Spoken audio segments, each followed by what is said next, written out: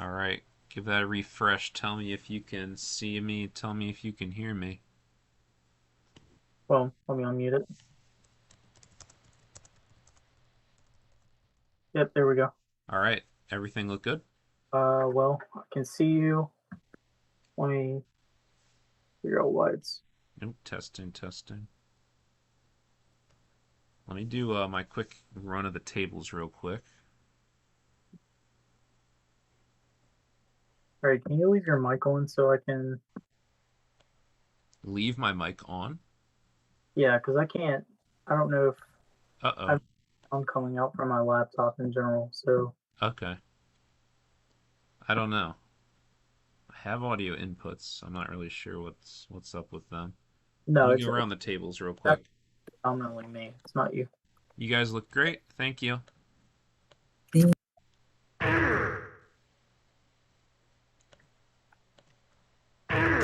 You Should guys be. look great. Thank you very much. Thank you.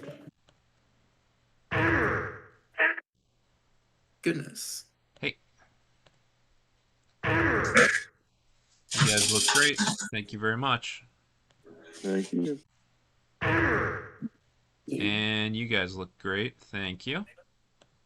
Yeah, Oh, I think everybody looks good. You guys look great as well. All right. Best of luck in round one, guys. thank Good luck. you. All right, let's take a look at table one. We got Count Sligo versus Lee Hoffman. Holy We moly. can hear you. Very nice. All right, so I don't know if the YouTube stream can hear me. I'm gonna hope they can.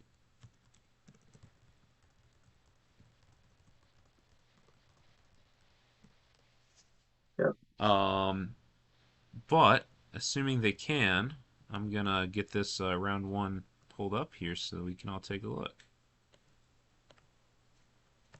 I have to swap these guys around here. I don't know why Um, Peter's not. all right, we got Lee Hoffman on the right here. And let me edit this. This is going to be, oops.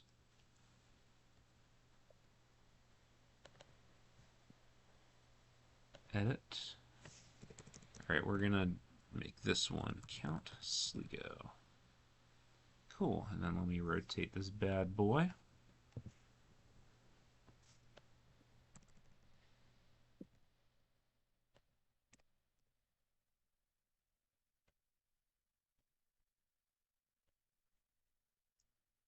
Nope.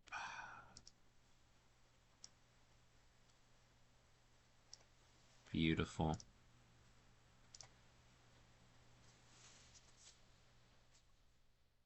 All right, so let me get that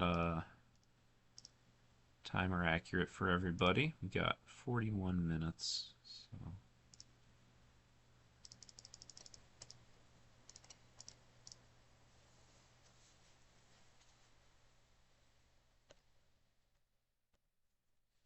okay.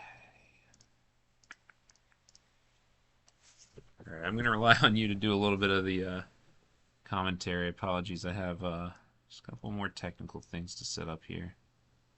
Oh no, you're good. All right, how's everybody doing out there? This is Ghouls and SPO with Team Turboblaze, and we're super excited to have Turbo Tr- Turboblaze Trials 14 for everybody tonight. Uh, like SBO said, we're starting off with Lee Hoffman and Count. Very excited to see this matchup. Gonna pull up exactly what the players have going on today. Yes, please. Let's see. I'm gonna refresh my page real quick. I'm guessing, knowing Count Sligo, he loves his Oh, Crunch yeah. Time deck, and I would be shocked if he was not. Yep. So I do see metal right off the bat. Let's see.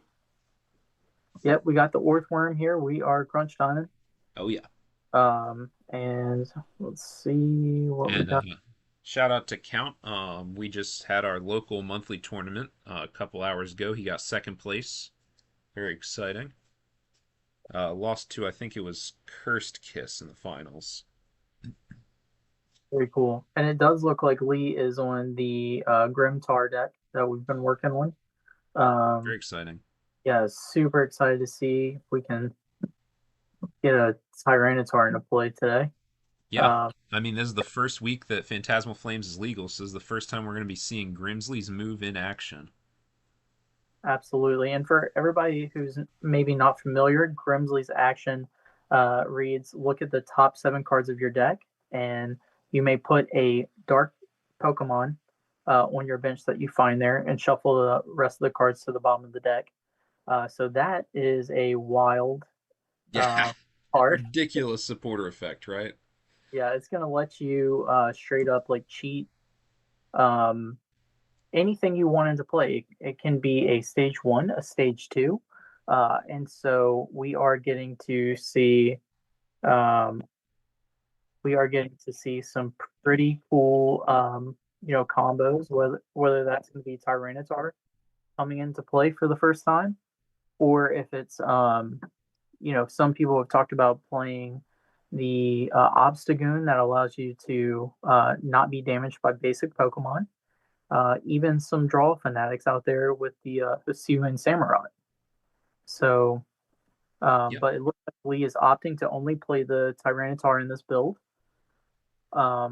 which I think, like as a community at large, really agrees that that is the strongest option that you could have. Um, but anyway, yeah. So I'm excited to see what goes on here. Lee Absolutely. is having an incredible setup. He I did mean, start the Moltres. yeah, you don't want to start Moltres, of course. Two retreat, and you're not getting that delicious ability that gets you Pokemon. But Yeah, good God, we've got all the pre-evolutions we could want. Guzzlord, the main attacker of the deck, and hopefully an attached return to Guzzlord, though he is thinking about it. something important too to talk about with this build in particular, and we have to give credit where credit's due as well. So, what Lee's main focus is in getting that Tyranitar out is going to be one of the stacking supporters, such as like Cypher or Mallow. And so, what he does is he goes and he uses the limitation Sableye, which can, for one, dark energy, does no damage, and it prevents the opponent from playing a supporter card, which is really cool because what this lets you do is it lets you have a turn of not getting disrupted, um, and you stack on top the Grimsley, and then you draw the Grimsley for turn, and then you play the Grimsley into the Tyranitar, which is going to be essentially a guaranteed Tyranitar, while even just slowing down your opponent from being able to play supporter cards in general and advance their board state. You're Mm-hmm. just also preventing that disruption. So Andrew Mahone from Full Grip Games, the creator, Mr. Tricky Jim himself, was at least to my knowledge, the creator of this engine to Yeah, get this Grimsley move off. you're Uh, 100% right. so, and I will tell y'all from experience, it happened to me literally last night. I got Sableyed into Tyranitar, and there was nothing I could do. Yeah, it's brutal, right? I mean, no supporters. We're both Eggmill players. We know how devastating that effect can be, and to have that on a basic, it's pretty insane. Yeah, yeah, And you follow that up with item lock. I mean, you're putting the hurts on the opponent big time. for sure. And I think it's just like a nice, like low to the ground option, like you're saying, on a basic. Even if you're having a slow start, it's not the worst thing to just throw into the active, No, not right? at all. There's a lot Uh, of decks that really rely on that turn one supporter to get going. For aggro decks, it might be to get energy on the field through Guzman, Hala, or Crispin or something. For other decks, it's just playing Iono or Lilies and trying to find as many Pokemon as you can. yeah, absolutely. Now, SBO, I feel like we also just have to talk about the other cards that Dark got in this set, which was like actually pretty massive. Huge. Uh, we got access to the Toxicity, which is a stage one Pokemon. You can see the Toxel is out on the bench. So the stage one has the ability that lets you search your deck for a dark energy, and attach it to one of your darkness Pokemon, and then you put 2 damage counters on that Pokemon. Yeah. uh, which is insane acceleration. That's like a really, really cool. Um, Dark kind of getting like a little bit of a ramp up there. I think. Um, how has your experience been with the toxicity so far? Oh yeah, it's so strong. It makes chaining and even getting to your first Guzzlord a lot faster. Especially since it's from the deck. You know, it's not like Malamar where you need some time to get energy in the discard pile, and then Malamar helps you into the mid to late game. Toxtricity is getting it out of the deck, so it's encouraging you to lean into a fast, aggressive game plan. Sometimes it's not great in the end game when you ran out of energies, but it's insane in the beginning of the game when your deck's full of them. And of course, you know, what's that Pokemon next to Guzzlord we see? It's Spiritomb, who does more damage, the amount of damages that is on Spiritomb. So, you know, if we're evolving to Toxtricity this turn, for example, between building Spite and the 2 damage from Toxtricity's ability, this Spiritomb can be swinging for 100 for 1 energy, potentially more with a Hustle Band or other modifiers. Yeah, I was gonna say let's go a bit further.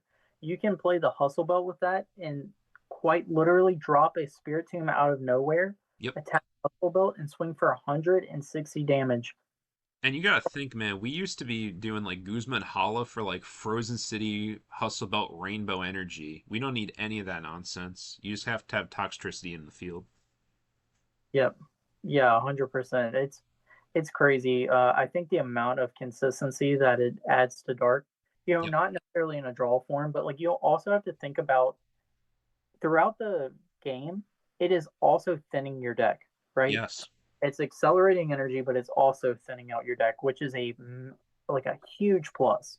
Yes, absolutely. So I know I personally have been a big fan of the dark deck. I know if I would have went to full grip this past 3K, I was very set on playing dark. Believe it or not, Hmm. uh, even with the rise of RDT, I felt like I could try to my best outplay. But I definitely expected a lot of psychic going into the tournament and dark Boy, were and you right. yeah, I was.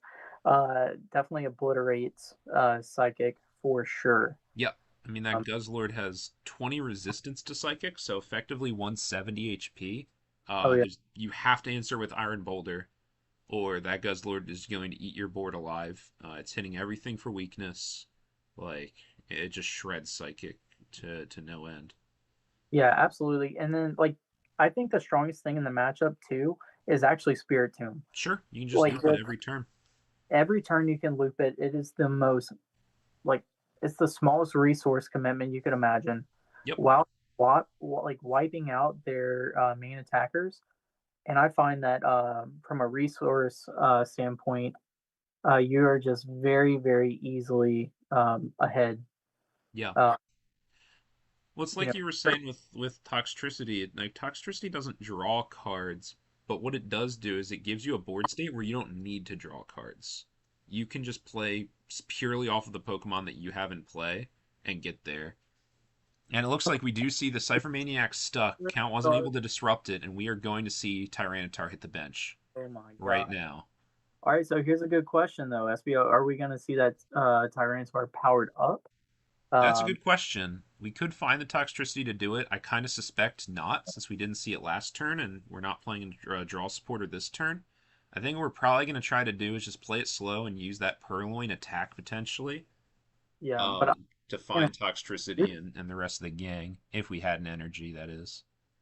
man, you have to wonder why Lee wouldn't have put counter energy on top. Well, Um, no, he put Grimsley and Tyranitar on top. well, I think he had the Grimsley in hand, if I remember correctly. Really? Um, I'm pretty sure about it. And then he top decked an Arven. Oh, He drew Arven for a turn. So maybe he's just maybe like trying looking at Dark Patch? I couldn't tell you. Dark Patch Cape? I don't know. to. I mean, that's definitely a route, but you're not going to get that. No. I mean, it's looking like Lee's hand is pretty dead on arrival, so maybe he's just thinking he's going to play it slow, bleed a prize or two, and try to go for something a little stronger. Yeah, But I mean, there y'all can see it. Like the Cypher engine is indeed strong for getting the Tyranitar out. We just Yeah. skipped a stage 2 straight into play. Lee's going to be giving up his um, his potential draw engine this turn. Yep. We are I going down 2 prizes, but I mean, Tyranitar's numbers and Guzzlord's prize cheating, I think, are more than enough to make up that deficit here. sure. And then on the flip side too, like Count actually doesn't have the most developed board. No, Uh, not at all.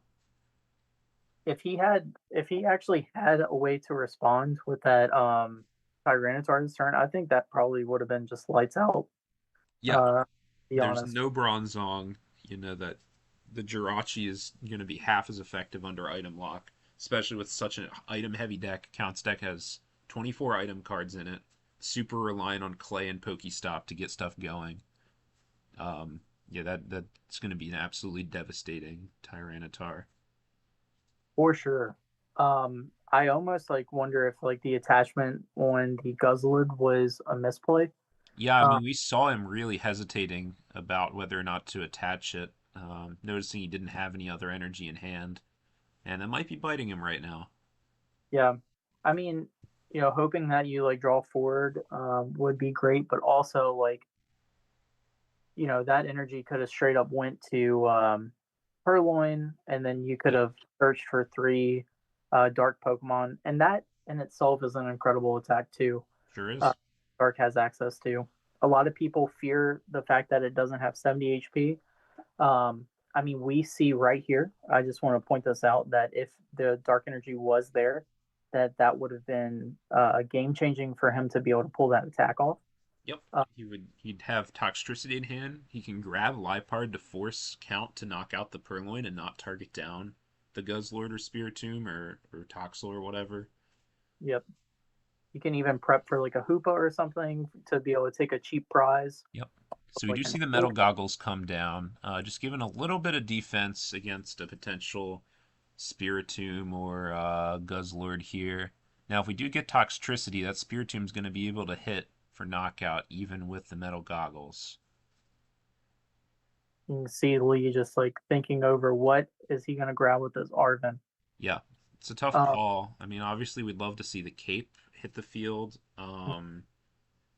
but we just need a way to get energy at this point. Maybe we do just see the evolution incense for the Toxtricity and just bide a little bit more time. I'm not uncomfortable with bleeding a little bit of prize cards here. We have lost now two. we have a Marnie in hand too, so we have Sure. Marnie versus Seeker. Um, Yeah, the then I think I feel very comfortable just going for Arvin here, getting Toxtricity, maybe just accelerating to the Spiritomb this turn, taking the knockout on the Iron Crown, and then try to go into Tyranitar maybe the turn following. Yeah. So by the way, counter energy was in deck, so I Sure. have to believe that was, if I saw correctly, that was a huge misplay. Sure. Um, eyeing up the hustle belt. I don't even think you need the hustle No, belt you here. don't, because one Toxtricity is gonna be putting that Spiritomb at 160 damage this turn, which is enough Yeah. to knock out through Metal Goggles. You know what a problem I'm seeing though is that Zamazenta is going to give him a very hard time.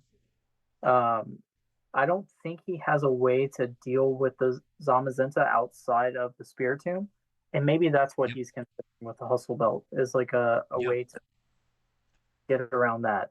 Yeah, the Tyranitar only does 150 damage, and that Metal Shield ability puts Zamazenta at an effective 160. So he would either have to commit something like a Dark Claw or Muscle Band to the Tyranitar to knock it out, or we're going to have to try to gust it down with the Spiritomb or bait it out preemptively. I'm Something pretty like that. he does not play. Okay, he did add Dark Claw, so Okay. we were talking today about Dark Claw. So we got the Hustle Belt. So what are we doing though? Because you don't need Hustle Belt right now. Maybe he's just prepping it for next turn, thinking, all right, we kill the Iron Crown. Zamazenta comes up and revenges.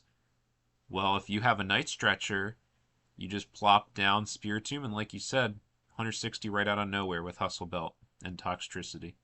Well, what he has too is he has like the Versus Seeker in hand, so Yep. he can take this knockout here, and then he can come up, Arvin. and then Versus Seeker for the Arvin on the Dark Patch, Yep. and Muscle Band the Tyranitar, and Yeah. knock out Zamazenta. That would be pretty devastating. Yep. So, and then if your count, you want to be like, you want to start ripping through these items before T-Tar gets I there. was gonna say, if you're count, you need to get bronze on, and you need to get some fucking basic Pokemon real fast. Yep. He's That even though Heatran he's got is in that a dangerous zone right now. When item lock comes into play, the discard pile almost becomes a lost zone because there are very few cards to get Pokemon out that aren't items. You got Clara and a Dream. yeah, All and right, so we do take the knockout with Spiritomb for 160, and we're gonna see the Jirachi promoted. Try to dig a little bit further before it's T-Tar time. yep. And do you know if he has access to the board? The escape board? I Yeah. don't know. I haven't seen his hand. So we get the we're gonna get the Meowth down with the Buddy Buddy Paw Fin. And is that Orthworm, I think, also just hit the bench? Orthworm, That of course, is going board. to be Count's best response to this Spiritomb because Punch and Draw is only going to cost 1 energy and it's going to draw him forward 2 cards while taking the knockout. It's going to be a much cheaper option than trying to go in with like Zamazenta or something. So, 100%. yep. Yeah, So, and he gets to draw forward. He gets to yeah, it's win-win. It's yeah, minimal investment, keeps his board state moving forward. Um, which is what we want to see. We want to save that Zamazenta for the big guys, the Guzzlords, the Tyranitars. yeah. Would you? So here's an interesting question. You know, if you're count and you're trying, that's a Okay, really we good. see Raihan, so we are going to get the escape board, I would assume, and we're going to be able to punch. Oh no, Bronzong. Maybe he has You might have an switch escape already. too. Yep, there's the escape board, and we got the Bronzong going. This is great. This is exactly what we want to see. This is going to give him a little bit more legs on the board for when that Tyranitar comes down. Sure. And then also like if if he comes up and pops him for the knockout with the Earthworm, I wonder if a better response at this point would be Lee coming up and hitting with the Guzzler. The Yep. only issue with that is like then you lose the ability to knock out the Zamazenta with the Tyranitar, and then you'd Yep. almost have to go for like a 2-hit scenario. Um, Might not be so, terrible, but it's not what you want. yeah, He's not so, playing the Zigzagoon, I assume. no. Sure. He is running the Moltres. So the Yep. Moltres, let's see, if he gets a 3, then Yeah, this could be a. Does he play Beast Ring? I don't think so. I think we just talked Yeah, I about was gonna say if we hit like Arvin for Dark Claw Beast Ring, that would be hilarious. yeah, we literally talked about how we didn't like Beast Ring today. No, no, I Uh, think that the Beast Ring is super overkill. he does have Janine's. Yep, Janine's is an Janine's option. would be fantastic in this position. I mean, we have Marnie and we have Versus Seeker in hand here, so we've got options. The top deck is. Did you happen to see what he top decked? Switch cups. Okay. Oh, okay. So we have a. So basically just a draw forward card in this scenario. Well, you know, he can hit the. He can Arvin for recovery and then drop the hustle belt to knock out Yep. while still saving his big guys in the back to deal with the Yep. next. I think that's what I would like to see this turn personally, is to Spiritomb one more time while killing the Orthworm, which is the best response to Spiritomb. Yep. Um, yep. Yeah, I don't know that I would want to commit super hard to Guzzlord. I mean, the extra prize is tempting, but he's not even on the prize race right now. Simply just getting an extra prize isn't really the effect that I think Lee needs at this moment. Lee like wants really bad to get that purloin back. Yeah. Purloin is going to be super great for the long game. Count does play reset stamp, so you don't want to get caught with your pants down at the finish line. Is that no, Count plays other hand disruption too, right? Like I this. think it's just reset stamp and Marnie. The deck's super low on it. Yeah, because if he gets the Tyranitar out, then that is one way to Yep. defend himself outside of a gust around it. Yeah, absolutely. Yeah, I don't know. I think that I would honestly be pretty comfortable with. I mean, obviously, I'd love to see Spiritomb right here, ideally. But if we just have to go into Tyranitar and take the knockout, it's not the total end of the world. But Yeah, Lee is playing Cape as well, by the way. yeah, that's what I'm saying. Like you can get Cape Tyranitar here, and you'll live the revenge. It's not ideal, but He's also still playing Mallow and Lana. sure. So I Card. mean, that gives you even more reason why you might consider going for that line. Yeah, but I think Count is routing this to the best that he Yeah. can be doing for sure. He's trying to keep ahead. Yep, That's and you want to always save the Zamazenta for when it counts. That's the main guy. 100%. We got the draw with Jirachi, we've got the energy, and pretty soon we're gonna have the damage buffs too. So, if we do see a world where we come in with Spiritomb, Count is just a Clara away from just plopping that Orthworm back down, getting plus 20 from the Berserker, and killing the Spiritomb. This is one of his main strengths in the dark matchup, big time. Yeah, so I think we're not seeing the Spirit Tomb right now. No, I I think think we are. He's eyeing up that Night Stretcher. He already has the hustle belt from the last Darvin. I think that's exactly what we're seeing. Night Stretcher for Spiritomb, Cape for the Road.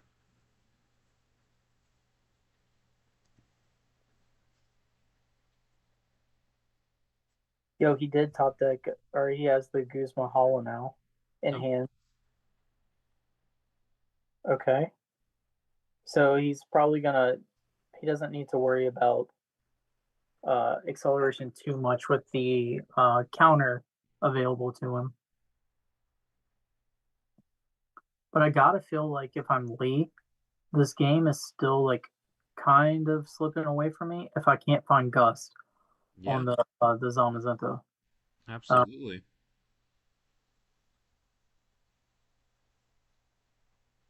but if there's a way to win this game, we know Lee Hoffman can do it for sure. And then Absolutely. count again, positioning himself as strongly as he can. Um, Count has 6 cards in hand, so he should be able to respond. I'm willing to bet outside of using the Zamazenta.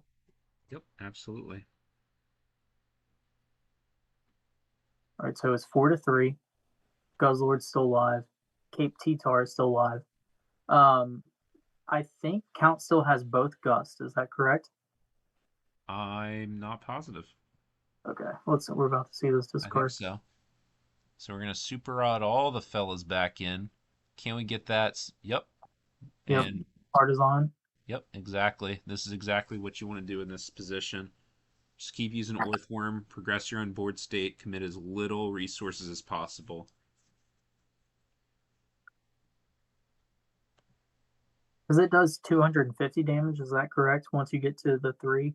That is absolutely correct.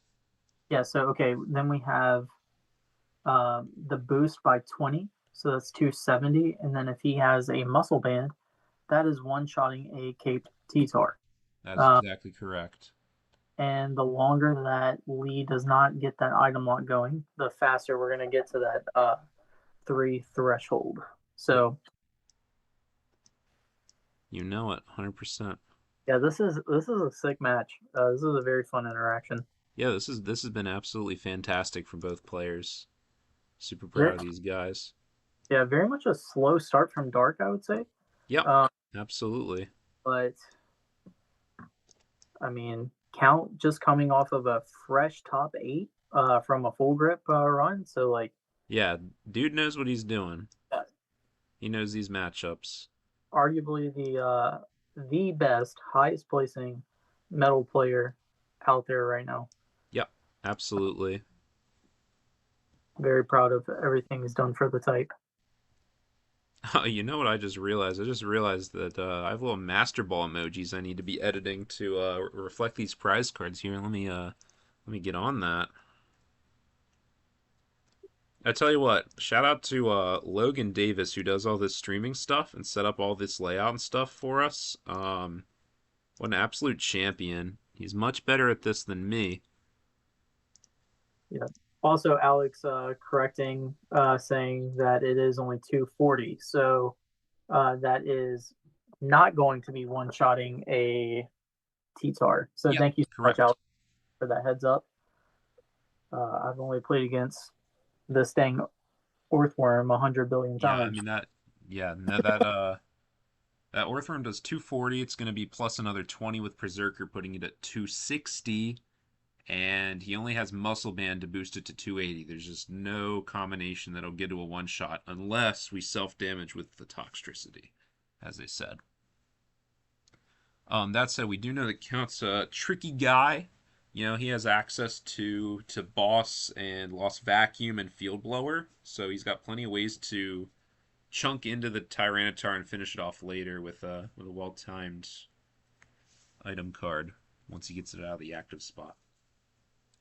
We do see him putting extra energy on that Orthworm. Nowhere better to put it, really. So might as well threaten that crunch time if the Tyranitar gets any funny ideas.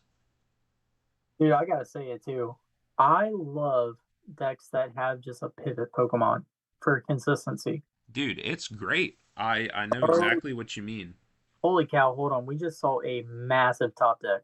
That's so huge. Oh, the counter Oh, energy! That's the card he needed. Absolutely. We do see yep. the switching cups acting like a trekking shoes, pseudo trekking shoes. Does get him that delicious counter energy. Yeah, I'm not gonna lie. Right now, I This is think where the comeback happens. yep.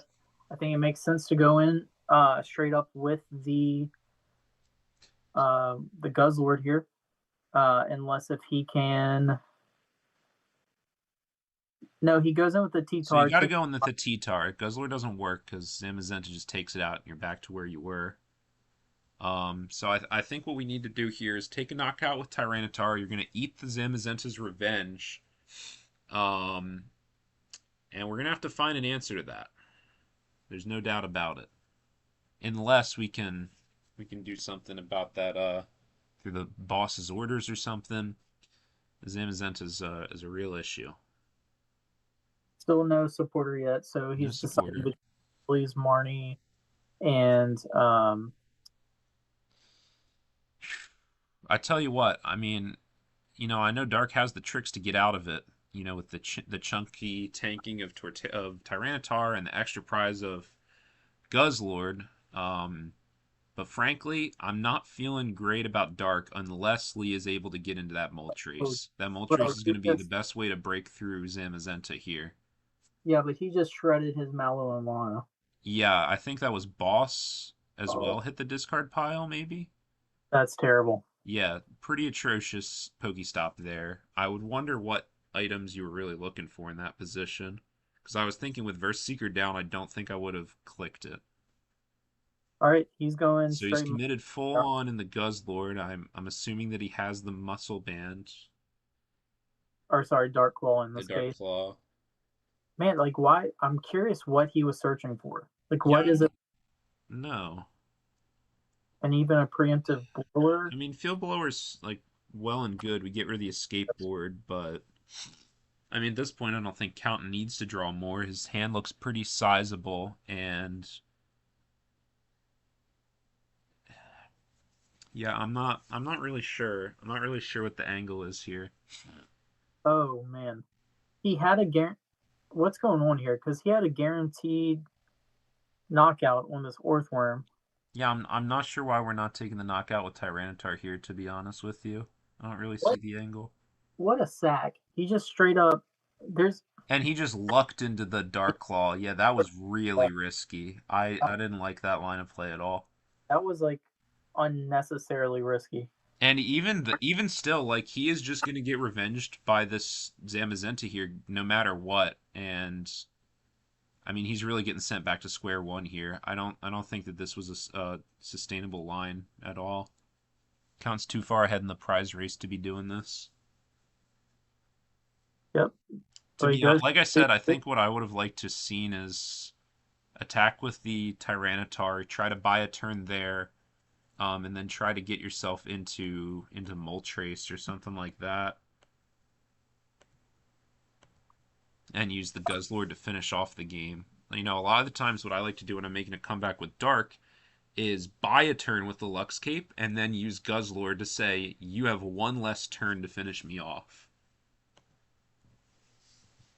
rather Yeah. than Guzzlord first. And we see Heatran hit the bench. Jesus Christ. Yeah, I think that this is, and the Raihan. I think this is going to be Count's game to lose here. I don't see any way around it. And I don't know if Lee. Let me see if Lee is playing Reset Stamp too. Yeah, Uh, I feel like at this point we need to like Gust, Stamp, trap the Bronzong, and hope to get second Guzzlord to finish the game that way. That's there is not that feeling stamp. great to me. Yep. I am a firm believer in Reset Stamp and Red Card in Dark right now. Is Lee playing either? No, Oh, good lord. no. He's It looks like he I mean, I is. know we've had a lot of debates about red card versus reset stamp, but it's been a debate about red card versus reset stamp, not whether we should have them. Yeah.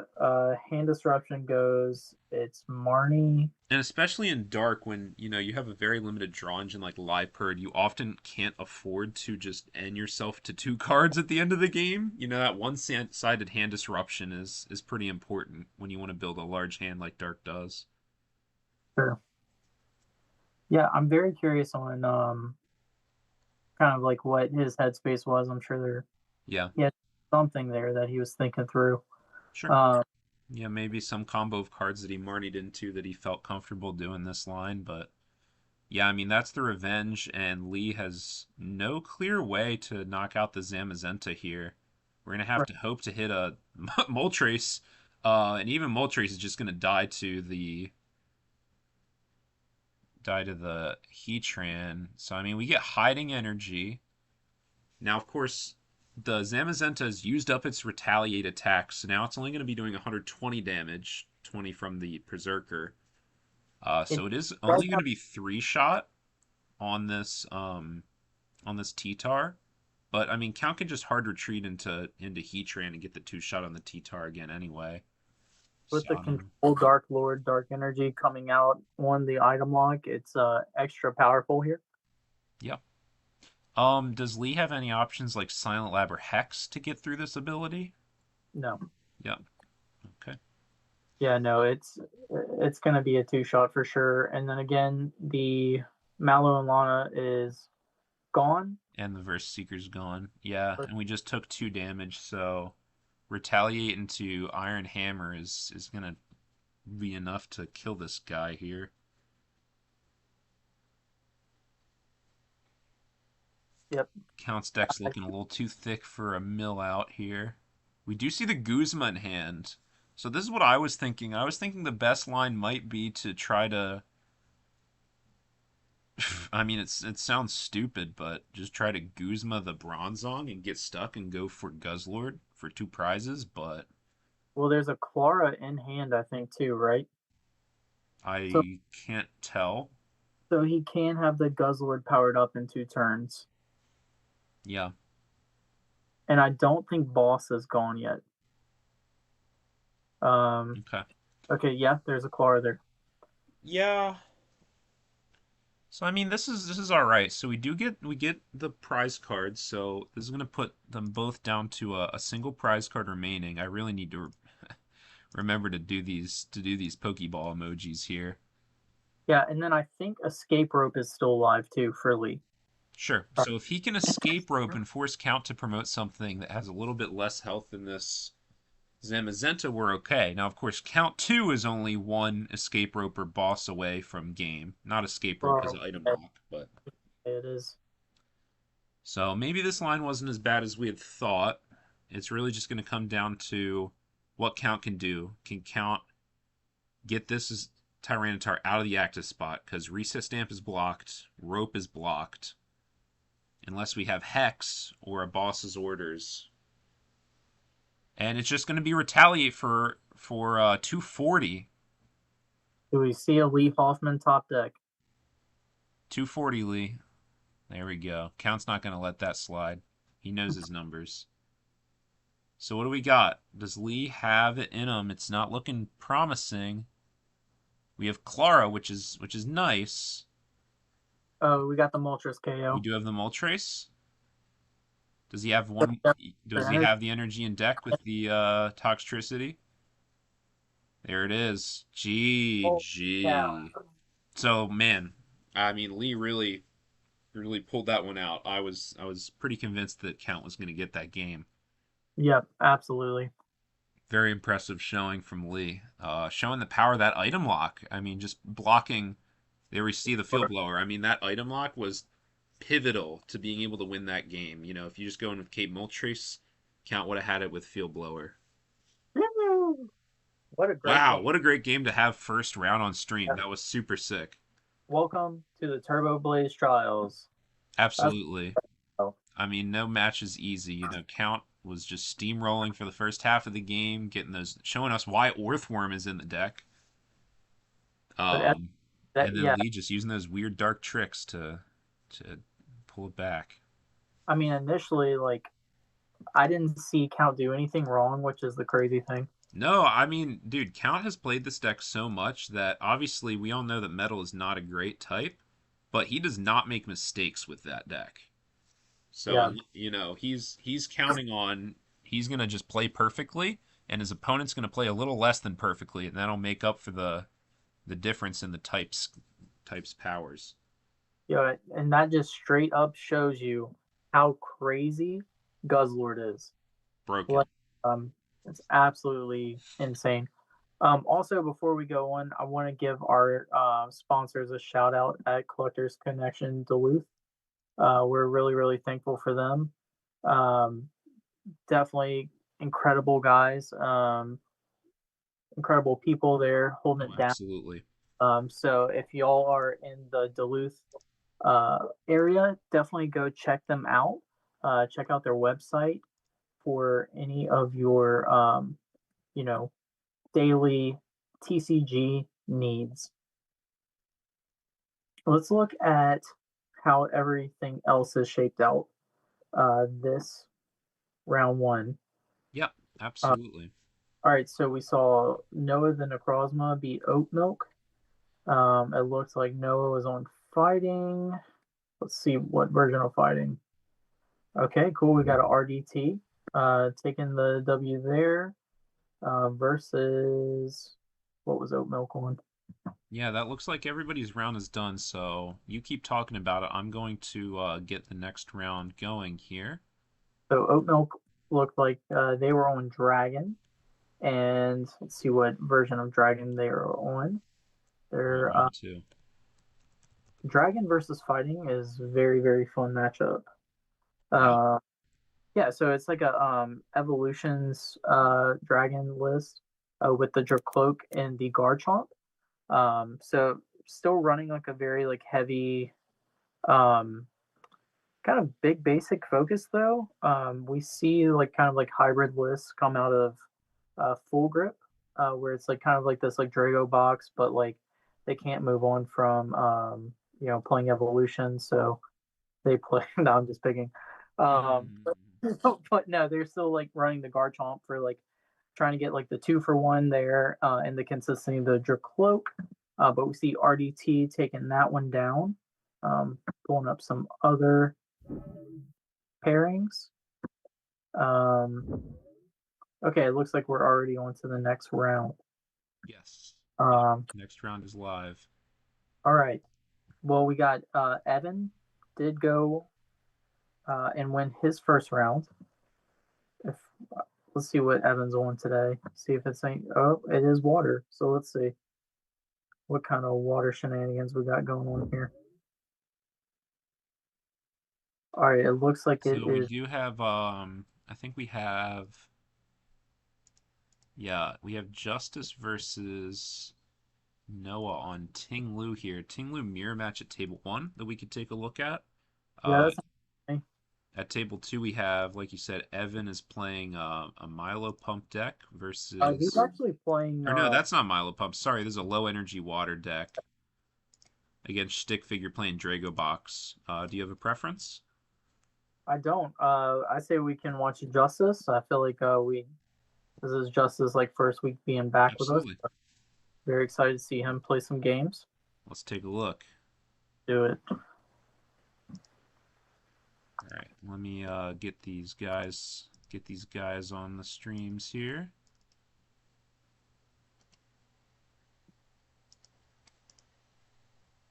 Alrighty, cool. Let's see. Working A on. little bit of camera difficulties, but we'll get that sorted out in a moment. So let's see, we've got All right, so we said this was a Ting Lu mirror match. yep, that's the looks of it here. Are they both RDT, or is there any kind of like variations there? Oh, you'll have to tell me. Yeah. All right, pulling up Noah's. Well, we just looked at Noah's list, so yeah, that is going to be. Looks like the traditional. Going through anything there that's different. Justice's last name is Lee, is that correct? Correct. All right, so we got the tried and true. Um,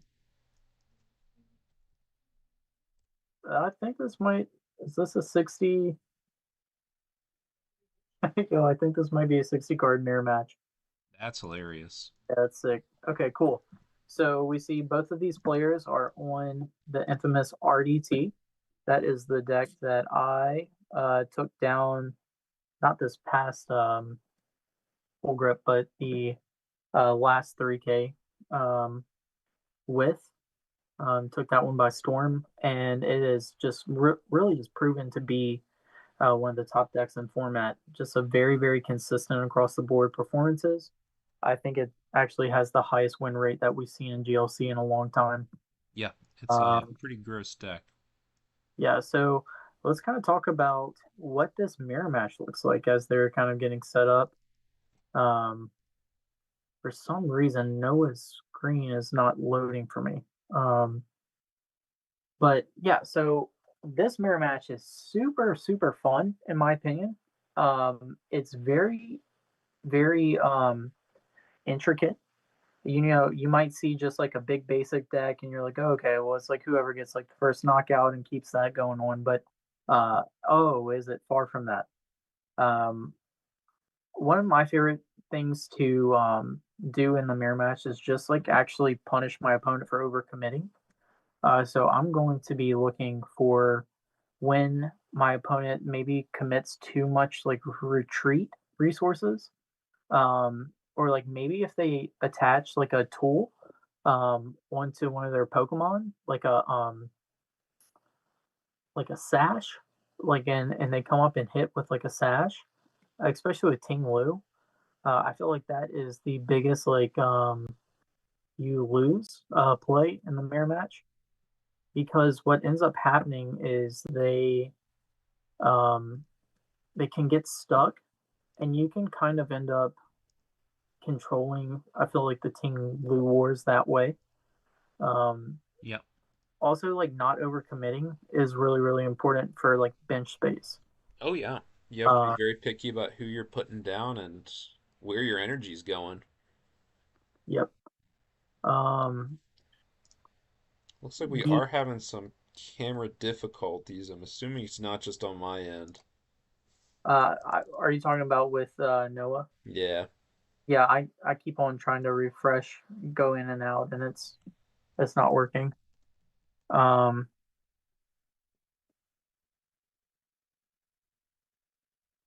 All right, I'm gonna quickly mute myself and I'm gonna go see if I can figure out what's going on. Please hang tight. Yeah. I'm gonna kind of continue talk about this match. So some other cool things that are like really pivotal is like What's up, man? if you can commit to like Marshadow plays like after Tinglu, that is pretty difficult for the opponent to deal with sometimes in the late game. You kind of Yeah, want to aim for like reset whenever stamp I was and then like knockout on trying to say a anything, I haven't um, nobody they joined, but nothing on the mic, draw nothing on the camera. Pokemon. So either like the Soul Rock or the Lunatone. And if you can get that like off of a Marshadow, that feels very lights out. That's a very strong play to make. Actually, I haven't seen any Um, messages from them or anything. Maybe they had to go AFK. the Blood Moon can be pretty difficult to deal with. Um, I feel like one of the last times I played the mirror Oh, I match, see. I went and got the turn one Blood Moon swinging with the muscle band and strong energy, one hitting my opponent's Okie Dokie that had an energy attached to it. It was not a multi energy, so I was able to just do a clean knockout. And then there I got ahead big time and just kind of kept up the momentum there. And I didn't allow myself to get trapped in any kind of situation um, where my opponent can get ahead on like a gust and then start spreading damage and all that. Um, Lucario is pretty interesting too. It's a card that I feel like can get uh, gusted up and then you just like Ting Lu. And with a 2 retreat cost, it's a prime target for that. Your Halucha use is also very pivotal. There's a lot of fun interactions with the opponent's Ting Lu, and the use of Scoop Up Net can be very important too. Um, the match feels very fluid, and it feels like you have to basically put pressure, but also leave yourself open to be able to respond. Um, Versus like you don't need to just go all in on certain plays, you know. Um, Okie dokie. Sure.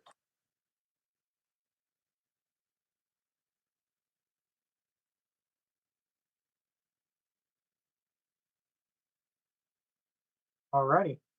I'm gonna go ahead and start pulling up their list. Um, yeah, it's pretty crazy. I was looking at it a second ago.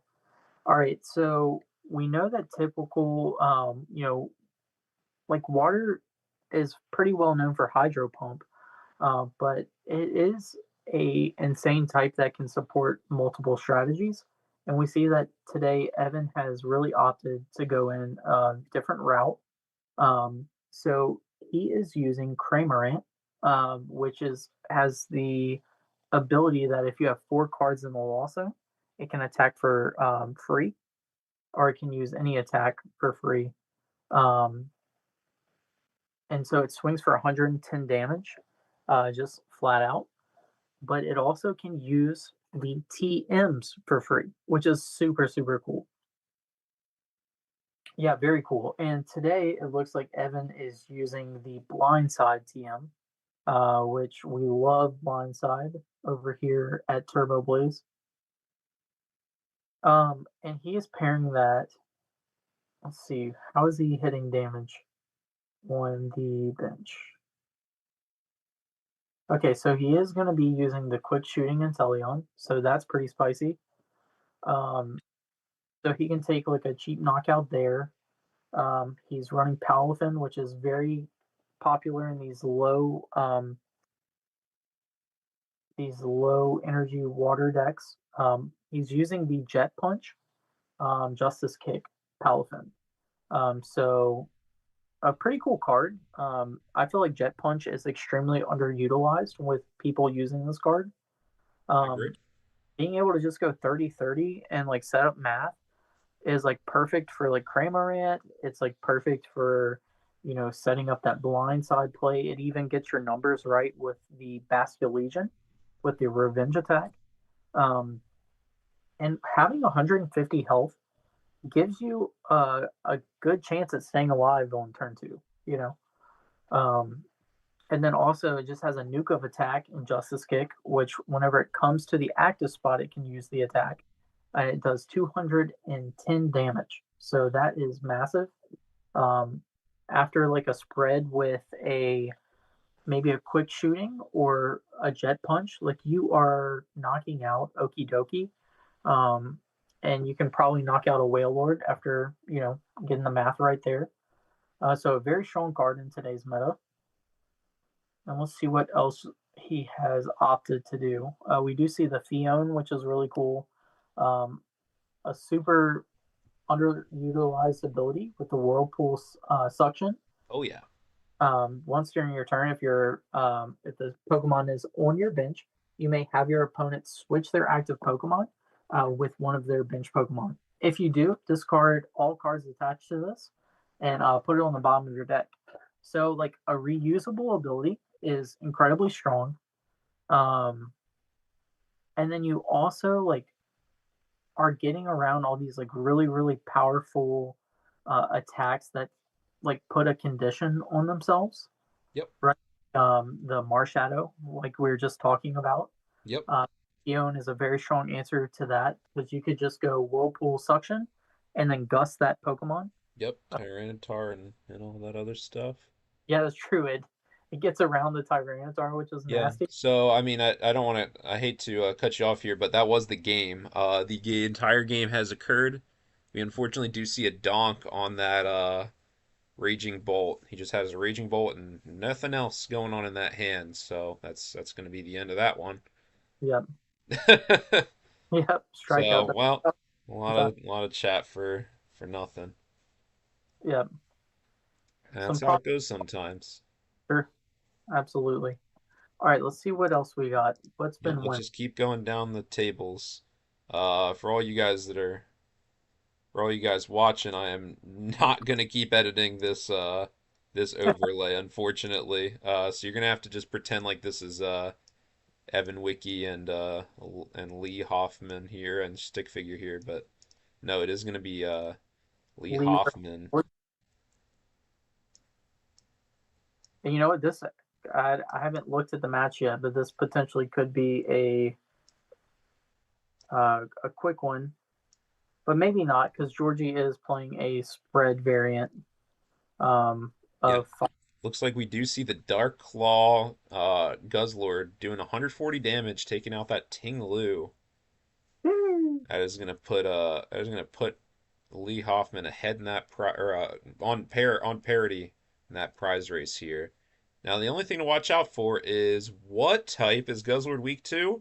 Fighting, and that Okie Dokie just needs one basic energy, and Lee is gonna have a pretty trash board, unfortunately. Okay, that board looks really bad. Yeah, terrible.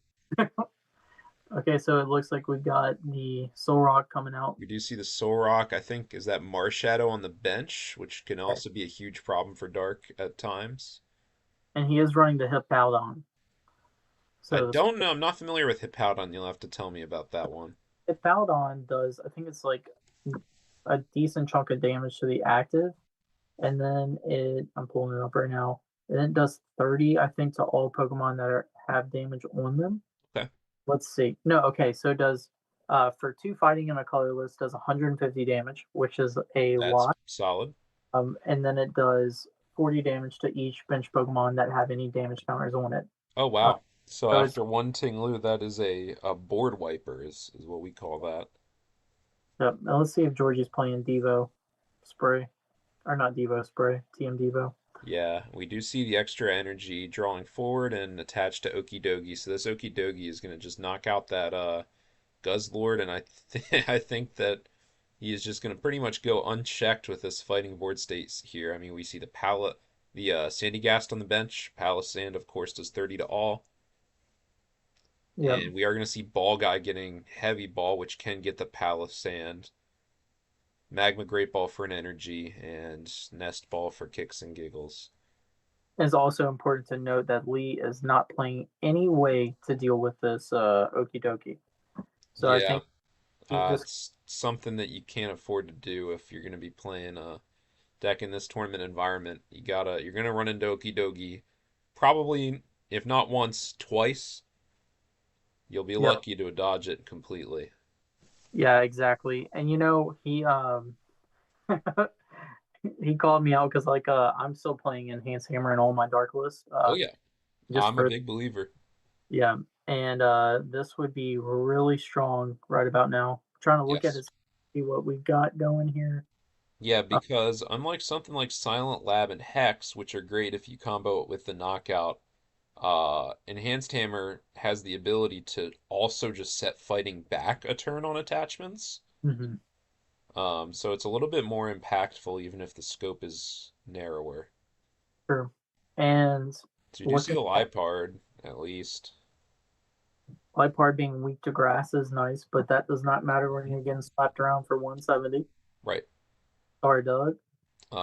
Yeah, I mean, there's a couple grass Pokemon, or a couple dark Pokemon that are weak to grass. You know, we have Moltres and Hoopa that are great for this matchup. Spiritomb does not have weakness, but something tells me if it did, it wouldn't be super relevant. Right. Yeah, we're gonna have to see like a two shot here. Do you trade away the Goose Hala by the looks of things? Or maybe he was playing it. I didn't quite catch what was going on there. I think it was It looks traded like away. straight away. Yeah.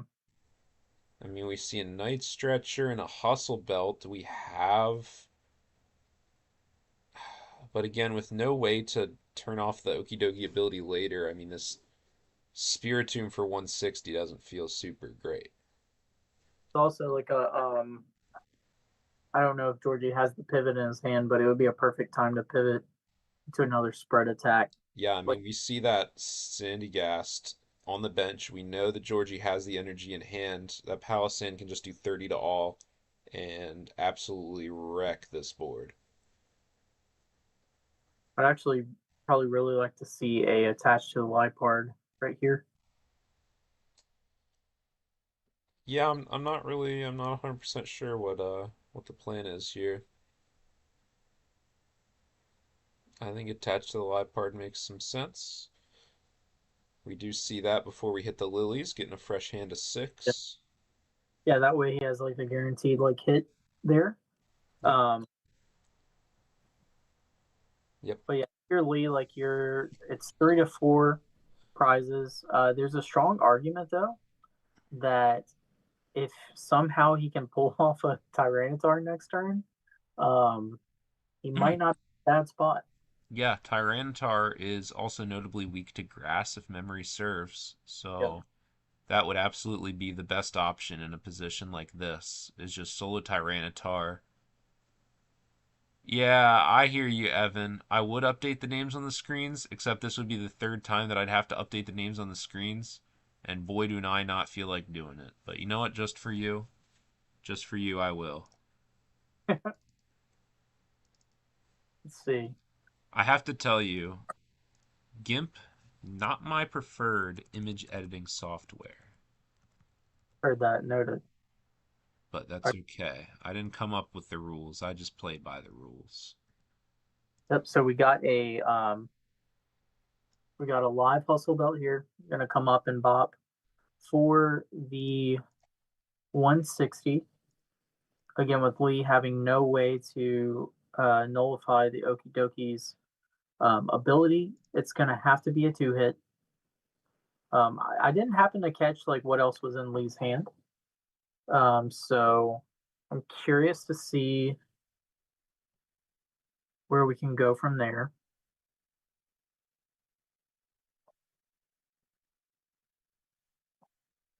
I think what? Okay, so hear me out. He could potentially like Raihan into counter energy, into another Guzzlord, uh, to Asking a lot. yeah, it is asking a lot.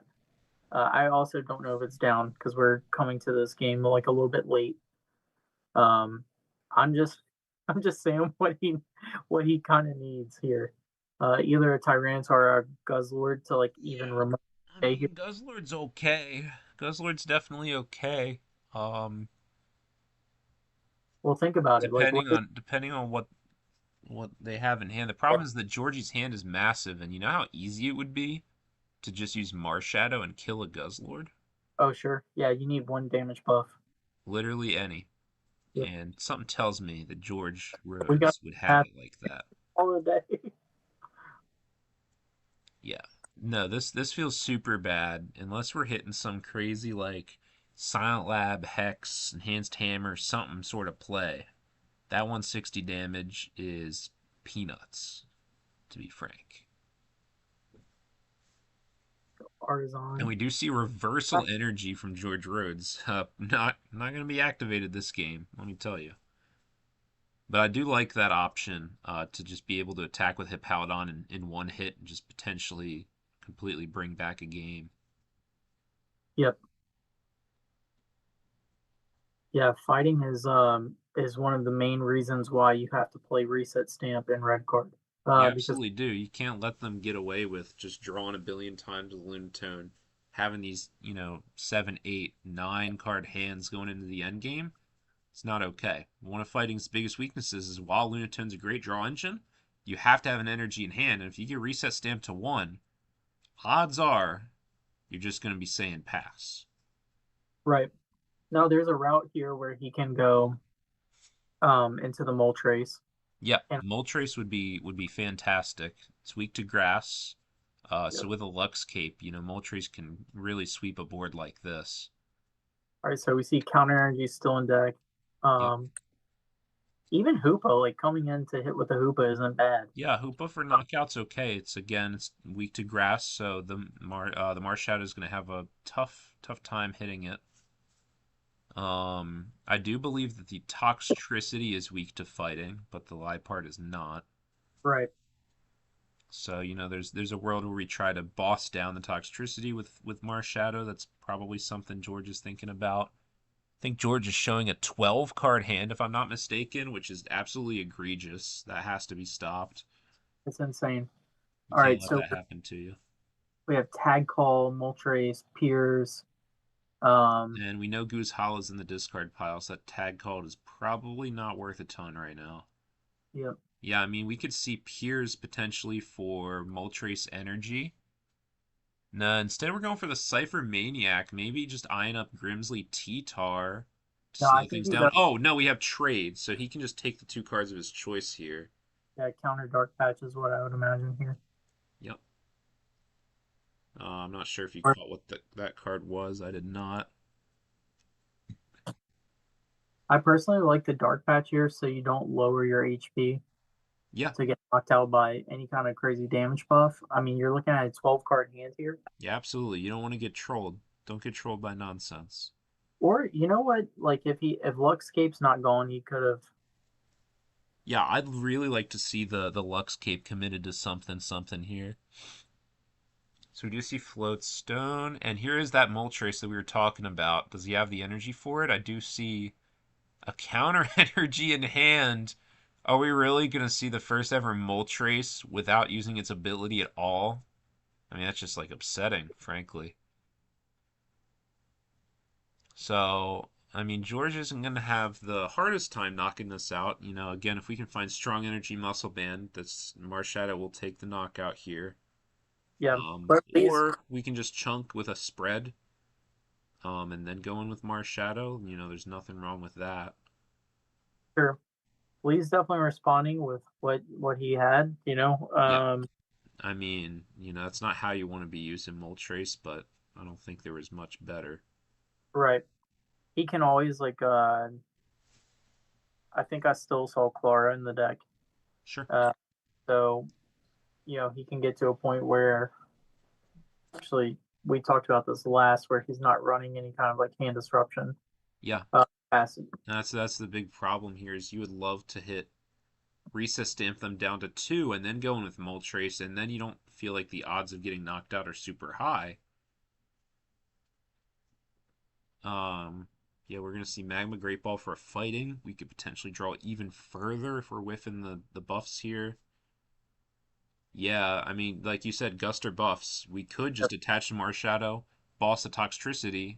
You're invincible. Hilarious. Yeah, looks like a bad day. That's like pretty bad too. Sure, going down to 1. One prize, probably not taking a knock. back, or knockout back. It's yep. And we played a lot of dark, and I think you would agree with me that fighting is the biggest hurdle for that type to overcome right now. 100%.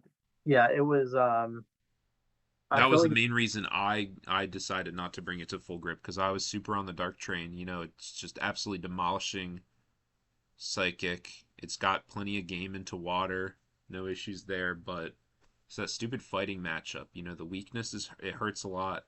Marshadow hits a lot of things for weakness. The Soul Rock early just exerts a ton of pressure. Ting Lu can capitalize on wanton Spiritomb and stuff like that. sure. Fighting It's just has a lot of options. it's like a resource thing, right? Where It like is. it's kind of similar to what we were talking about earlier with dark versus psychic. Yeah. It's like, yeah, like you can respond, but eventually there's so much resources you have to put into Yeah. respond Dark versus has to invest a lot more.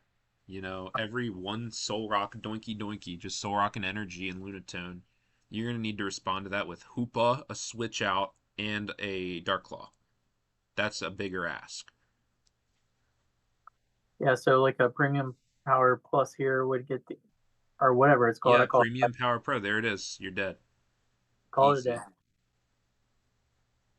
Yep. Simple as that. And now we're down to one prize. Not a fan. Not a fan of the prospects here. We're going to need to see There's the Mars. Lieutenant Surge's strategy, Clara, Iono. I don't think that all of those cards are present in the deck. It's a lot of supporters in hand. Yeah, and there goes Piers to the Well, discard pile. Doesn't need that anymore. Nothing to Piers. We do see Pokey Gear. I'm not 100% sure what we're looking for here. probably Clara. That's a 14 card hand from George Rhodes, so You like half the Marnie here. you have to. There is like boss try to stall is just not going to work. There is no chance that George doesn't have a switch in hand. I don't see any recovery in hand either, right? Yeah, I think you So just got to Marnie and pray, man. Because Soul Rock isn't necessarily taking a knockout right now. Necessarily. right. Damage buff's gone. Yep, the big one's gone.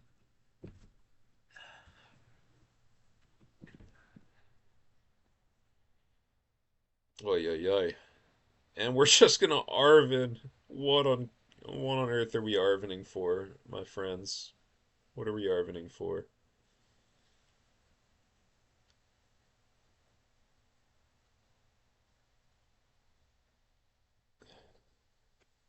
I don't know. I mean, because like super rod doesn't get you there. Yeah, I'm like we could Rod and I don't know, Grimsley next turn because the deck is so low. Assuming that we don't just die here and now. I don't know. Yeah, I think. We got crazy switching cups. Ah, Yeah, couldn't see, tell you, man. super. But what are you going super rod to? Yeah, yeah, literally. You can super rod back some energy, but yeah, I'm not really sure what the Arvin is looking for. I'm not sure why we wouldn't just like Marnie. That's Marnie for sure.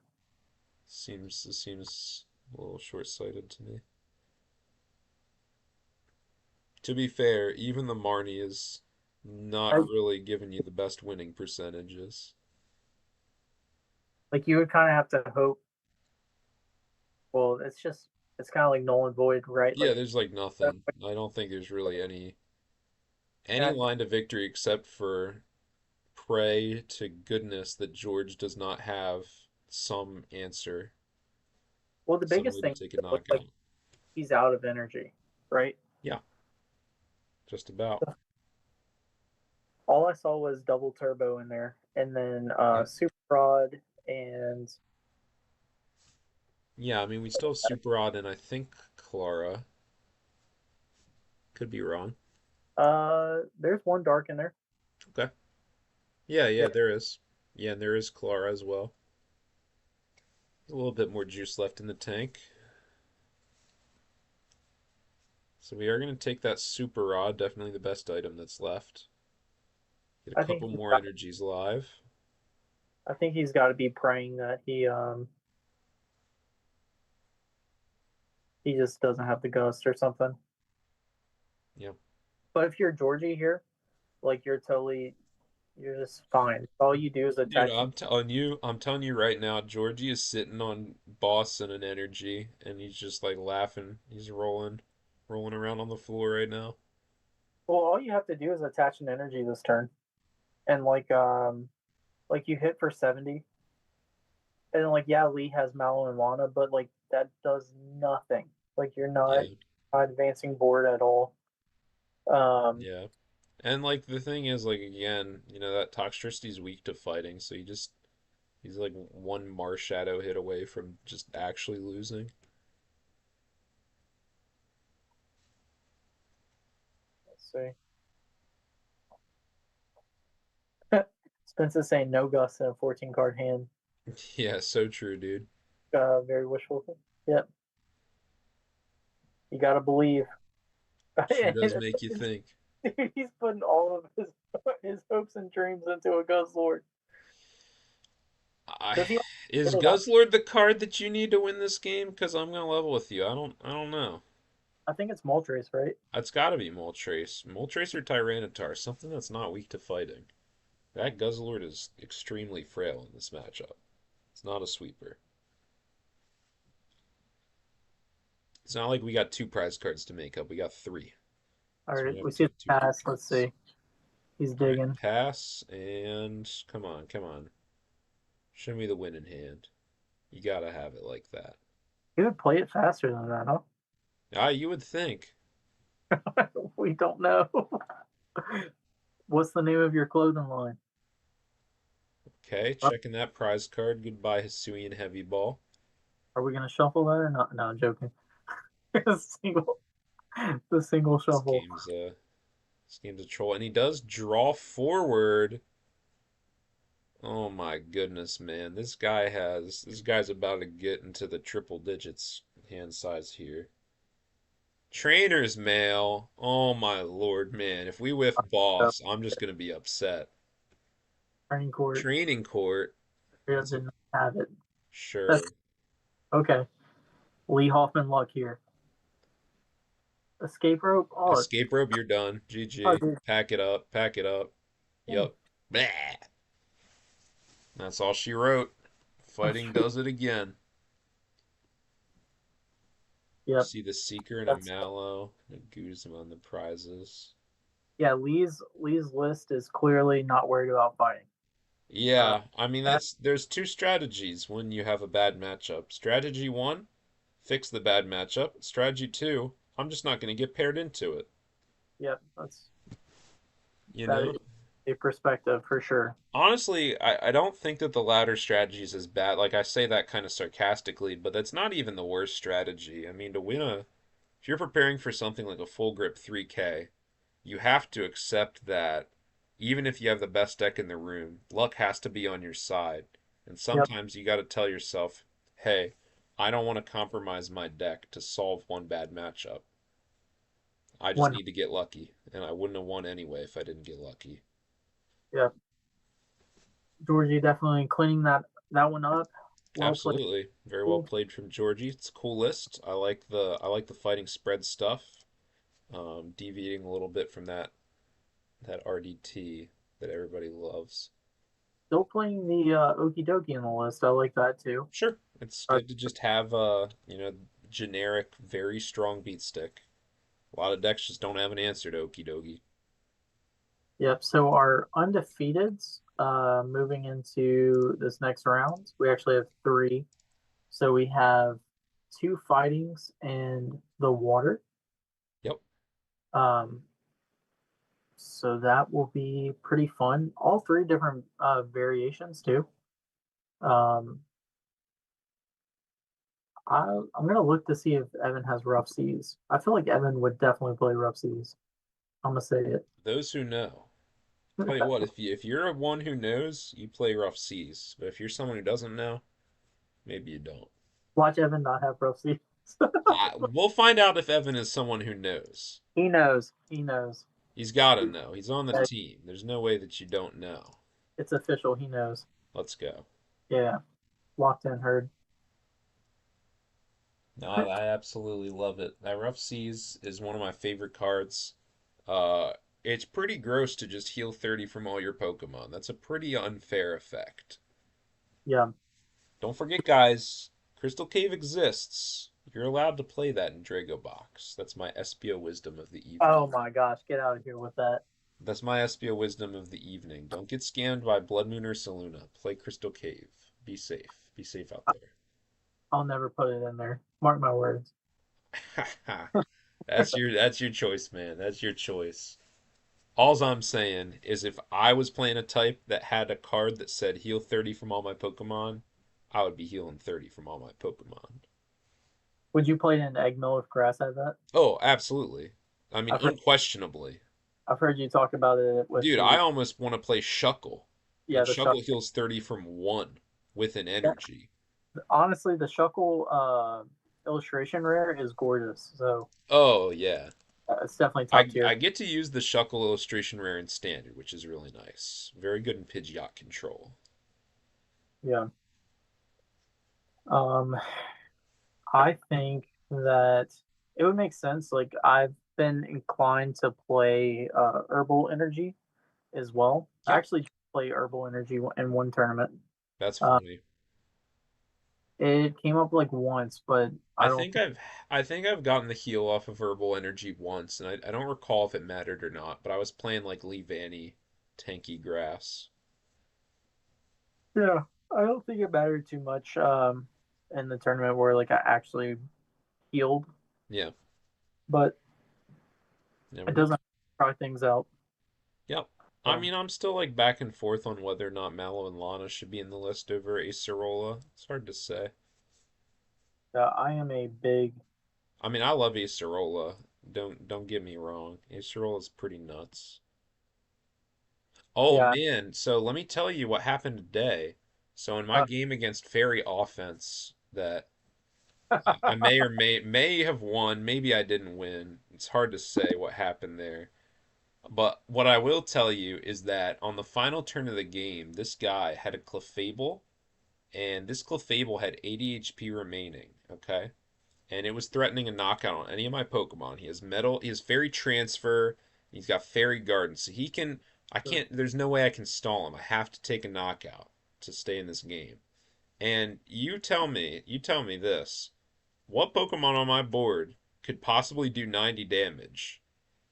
Well, it wasn't my Venomoth because my Venomoth was not on the table. I had to use Acerola to pick it up the previous turn, and so I only have a Venonat. you got It wild sure isn't Vileplume because that only does 70 damage. It sure isn't Grottle, which only does 50 damage. I had to evolve into a Grottle that turn. I didn't have Torterra. The only Pokemon on my board that did 90 damage was, in fact, Exeggutor if I flip heads on Stomp. So, for the first time in my entire life today, I attacked with Exeggutor's second attack, Stomp. flip tails. And I flipped tails and lost the game. Dang it! So, I let me will tell tell you, I you, saw the line. I did see the line. I But, have indeed used Stomp before. really, Yes. it's pretty Yeah, awesome. it was definitely in early egg mill days. Um, Yeah, but let me tell you, I didn't want to use Stomp. That's not a good sign. Well, the thing was, dude, let me tell you about a Pokemon he had. Because normally I would go for Squeeze in a position like this, right? But uh, the Pokemon he has is Comfy, which is a basic fairy type Pokemon that says your Pokemon are unaffected by status conditions, which rendered my Venomoth and Roserade useless. I think this person knew that you were playing egg mill. Oh, That no, he had no earthly clue I was playing Eggmill. This is just the nonsense that he played to our league. He's been playing this for the last 6 months. it's not an egg mill method. No, it's not an Eggmill meta. This is the first time I brought Eggmill ever. Um, and this guy had Fairy Garden. He had Fairy Transfer. There's the Rabombi that gets energy out of the deck. There's a Shiinotic that gets Pokemon out of the deck. So the item lock was completely useless. and the fairy transfer and the fairy garden meant that everything has free retreat, and he can move his energy around however he wants. He can't be confused because of the comfy or status in any way. He's got copycat to kill my Evo press. Like, I don't want to say it like this, but it's very possible that fairy offense is a losing matchup for Eggmill. It's very possible. I feel like I've never seen a fairy offense deck run the comfy. Maybe I'm wrong. No, no, absolutely not. That comfy is a horrifically bad card. It is genuinely terrible. I think it's a very strong Eggmill deck. If you're Oh, expecting, sure. It's great versus Eggmill. Yo, I tell you what, the round after that, I got hit with aromatic energy. This is the worst Venomoth meta I'd ever seen. you couldn't just hit it off with Plumeria. No, dude, I didn't find it. I didn't find any energy removal. I won that game, but no thanks to Team Flaregrunt, let me tell you. Come on, team player. Dude, this guy, he buddooed me. He buddooed me, and then he used his Ledian to boss up my Turtwig, and he killed it. All right, we only played like 5 items. Well, unfortunately, those 5 items would have helped me get into Grottle, Sure. and I was unable to get into Grottle and establish my board. I got buddooed so many times that my execute died. All right, is this next round up? Let's see. Yes, everybody has finished, so let's get this next round going here. Let me see, let me see. You Dashboard. can't be leaking the sauce on how to beat Eggmill. I'll tell you what, Fairy Comfy, I encourage everybody to bring that card to full grip. I think that that is maybe the best card in the format. I'm going to pair the next round here, and I'm going to let everybody know to get started. If you are Round 3. All right, so let's take a look at what are our options today. We've got table 1 is going to be Blazer versus Blazer. We've got Justice versus Evan Wiki. I think we should take a look at that game. we gotta watch that game. All right, so we got Evan Wiki. He's on that crazy sauce today. That low energy water deck featuring Cramorant, one of my personal favorites, with that quick shooting Inteleon. Ping Innocently, one of my first GLC decks I ever made. Cramorant and quick shooting Inteleon and quick shooting Greninja. Absolutely hilarious pairing. So we'll see how it works out. Evan Wiki's deck is, of course, very different to mine. We'll see how it works out for him. Yes, this is very classic Evan Wiki fashion. I don't think I've ever known Evan Wiki to be content playing a standard deck. I'm trying to think of if I've ever seen it. It's always got something crazy. Every once in a while he gets close, you know. He'll play he'll play Milo Pump, but it's actually a different Wailord and also has like 3 other cards that you've never seen in your life. Yeah, for sure. And then on the other corner, of course, we do have our other teammate. We got Justice Lee playing the classic, the tried and true RDT. No cheese. He's in it to win it today. Who do you think's favored in this matchup?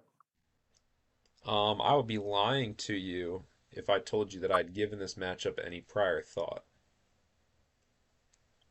I'll tell you that much. I think RDT is pretty favored into this. I would typically assume so. I think Evan also thinks that it's it's favored. He was in the chat. He's like, "All right, I'm getting ready to go lose to RDT." Yeah, it's a big gatekeeper for a lot of matchups for sure. Big time. I ended up playing against a lo-fi water deck at full grip, and Really? yeah, it was. I think it was streamed like round 5, maybe. It was like really my winning end. Like if I could win that match, then I could just like ID for the rest of the time. So maybe it was round 6, because Sure. Leon already tied. So Listen, I definitely think that this low energy water stuff is super underrated. Vanguard Punch Palafin is one of the strongest Pokemon in GLC, and I know Evan's playing the other Palafin. much to my chagrin. But those Balfins are tough, man. Yeah, Either way you slice it, I you think got. that it's like they're annoyingly good enough to compete.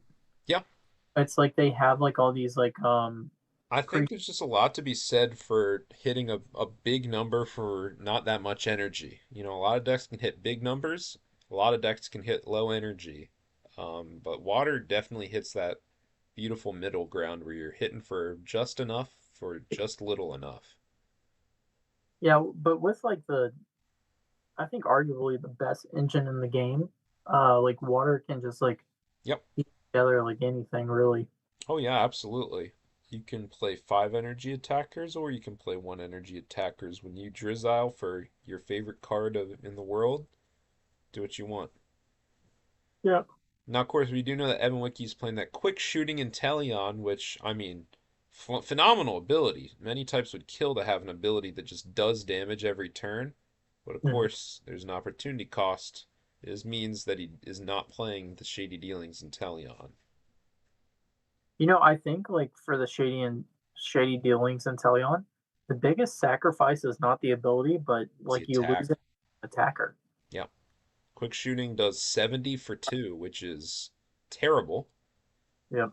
Um, But of course, it is just doing 20 every turn with its ability, and you just hope that over the course of the game, that 20 every turn will matter more than that nice 120 for 2 that Shady Dealings is used to doing. Also, like pretty important to note with this Inteleon is that it only has 150 health, Yeah, so it will die to a Gus from a Lucario if he sure. just takes a regular knockout. Um, That's a great thing to point out. I actually did not know that. yeah, the big thing with the water matchup, when you're playing from RDT perspective, is utilizing the Halucha to set up the knockouts for your card. Sure. And wanting to do it like off of the Inteleon and off of the Baxcalibur. Yep. Or like the Kyogre is a really good ping too. Hmm. They that sets it up perfectly for the Blood Moon. Oh yeah, But, absolutely. but yeah, it's a really cool matchup too. The fun thing about like that Inteleon ping, or I guess like the Hawlucha ping, even with the rough seas, is that like you can kind of pull that off like on the same turn that you're doing the knockout, which is cool. Yep. Like that's the big benefit of the Halucha into like all of these like anti-spread shenanigans that people are about. Hmm. Like, oh, like no, we can still like get there with our friendly neighborhood Halucha. Oh yeah.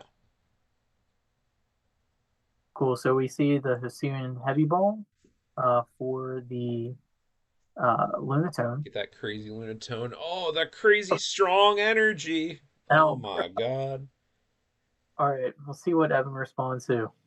So Evan's gonna have one turn and one turn exactly to play the game before this Soul Rock starts sweeping him. And this pressure alone, right here from RDT, is one of the things that makes it one of the best decks in the format. Yeah, it's so The hard for evolving decks like Water and Psychic to deal with such a low commitment option. I mean, there is, Justice literally just like woke up and was like, "Yeah, I guess I'll do 90 damage to the active every turn." Sure. Yeah, it's just straight up like you don't you don't have to do anything, and then you just set up No, your you don't. dot you And and what are the preferred leads for Evan? Basculin? All right. You just lost a prize card. yeah, you're Uh, like like starting. there's like nothing that you can really promote here. I mean, some decks can push wishy-washy, but it's not really a lead. It's not making your board better. It's just making your board not get ran over. Yeah, 100%. Shout out to Adam in the comments, gang gang. Oh yeah. We love to see you guys. Yep. So that's the cool thing, what you just mentioned. Like we're talking about how low to the ground it is. It's almost as if against Psychic and Water and any kind of like setup decks, the RDT deck is going to start off 1 to 2 prizes ahead, Yeah, uh, that's pretty much what it is. You pretty just, consistently. yeah. Uh, and then from there, like they have time to like, you know, we opted not to play the Garganackle because you can just fill your deck with like more consistency, and then like by the time like decks can catch up with you, Hmm. you already like your extra energy attachments up to sustain you for the rest of the game. Absolutely. I mean, with RDT, you're comfortable saying you're not going to take a prize card literally 6 turns in a row. The RDT doesn't need to do all that. What it Right. does need to do is get ahead in that race and use that extra time to force the opponent to burn their resources to try to claw back. Yeah, and then on Evan's side, we do see that gather the crew for the Yep. Intellion and the Octillery. Yep. And of So course, we're going to be okay if Basculin dies. He does play Basculegion, but Basculin's job is primarily to set up and take the hit, and where Sobble or Remoraid probably don't want to take that hit. yeah, we see that Justice has like Hex in hand. I actually like my favorite play for the water matchup in particular is hexing turn one. Oh my God, yeah, because I mean, come on, we all know what Evan wants to do. He wants to hit shady dealings. So we see a very hefty discard off of a Guzma. Yeah, we lost Raihan, which is the deck's only form of energy acceleration, and Chorus's Tenacity, which is also a great way to chain energy and keep the keep the pressure mounting. So we are looking for that Focus Sash. Focus Sash is a very tricky card to put on your Soul Rock because that's going to most likely buy you an entire extra turn of swinging with Soul Rock. On the other hand, though, Evan Wiki has quick shooting, so even if he does swing into that Focus Sash, he can quick shooting and pick up the KO later. So Yeah. I'm sort of indifferent to this play. I'd think that I agree with you. The Hex would probably be a lot more impactful. The Focus Sash doesn't seem like it's going to be the most impactful card in this matchup specifically. What it is doing though is it's like creating like an extra hurdle that Evan like has to set up for. Um, Absolutely. and like I would love to see him get Okie Dokie here. I think that Yep, would be the next like setup, and then he grabbed the Aurora energy. he did. But I kind of would like him to grab a different one. Yeah, Uh, I mean, we saw him discard a lot from his hand already. Um, does let seem me. a little scary to discard more. I think For historically, Justice was actually against running Prism. Um, that's I funny. See, I'm like super opposed to Aurora. I'd actually rather run Rainbow than Aurora, even though it breaks Focus Sash. I just hate Aurora energy with a passion. Yeah, the discards can be a little heavy, like especially here in the beginning. Um, let me verify what We do his. see the Okie Dokie. Okay, he is running Prism Energy. Sure. So okay, Yeah, we see. and again, it could be like a prize card situation. Oh no, gosh, there goes Hex. So we've seen 4 Sporters hit the discard pile this turn, which That is is so pretty heavy. sketchy. Yep, Obviously we don't know what the rest of the cards in Justice's hand are, but they have to be that good. screams sketchy to me. They have to be good. So we're promoting the Remoraid here. We do know, of course, that Palathin can only do 210 damage if it enters the active spot during this turn. Um, that said, I don't think we're doing that attack. I don't think we're doing that attack right now. I think Evan needs to figure out how to stem the bleed, as it were. Yeah, he can come up here and then he can just try to do like a 30-30. Yep. But at the same time, like I really don't like that because it just No. takes it's a I dogi. think you need to save that Palafin 210 for the Okie Dokie. Yeah, so I would just try to honestly prioritize the quick shooting setup because Yeah, that that Focus Sash necessitates quick shooting being in play here.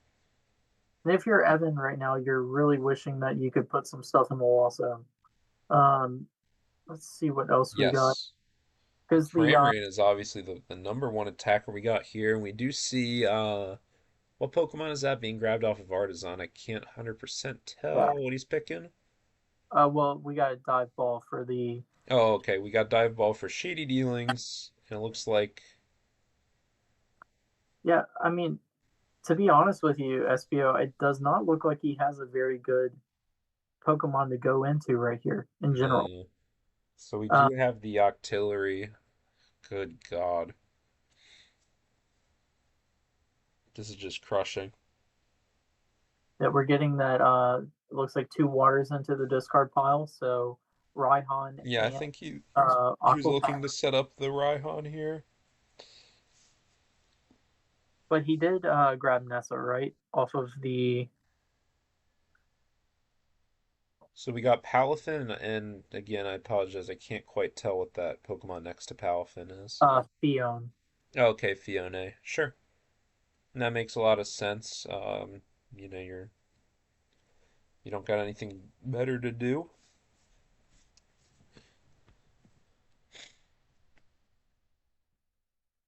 Yeah, I think that we might see a 30-30 here, setting up the Okie dokie as well for the Yep. KO. Yeah, I mean, I don't hate it. It's not my favorite, but I don't hate it. Yeah, but we do not have a switch out just yet. No.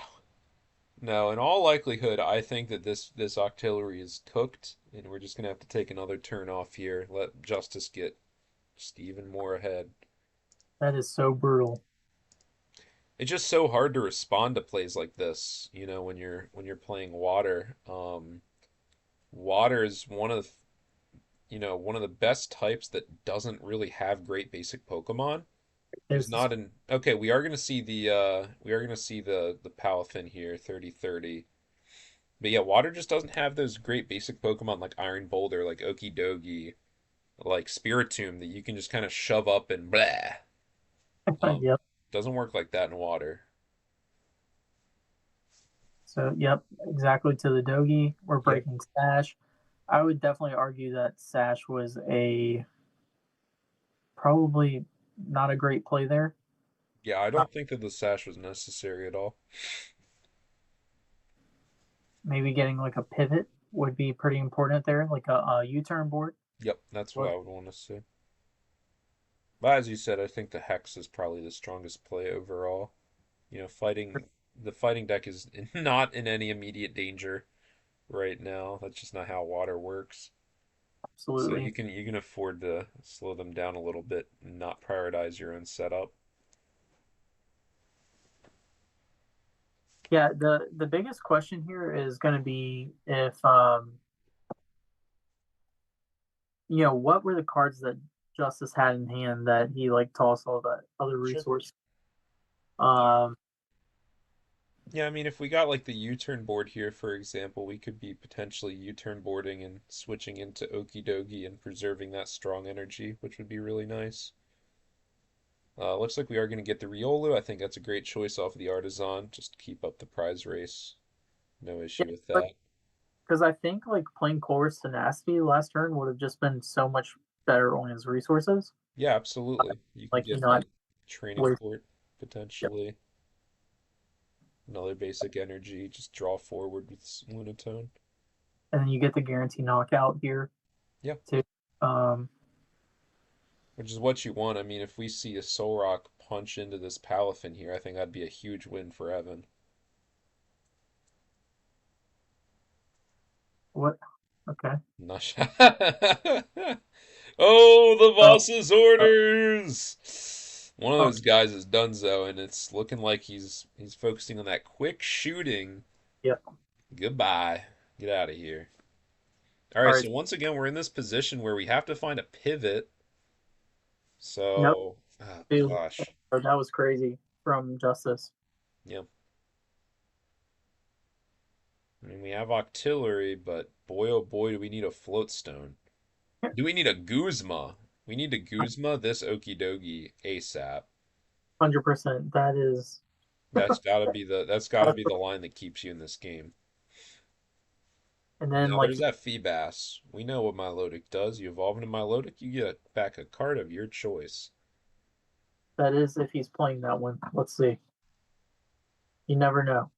I I guess you don't ever know. I think Evan likes that Milotic. I bet he's playing the That's good Milotic. going the good one.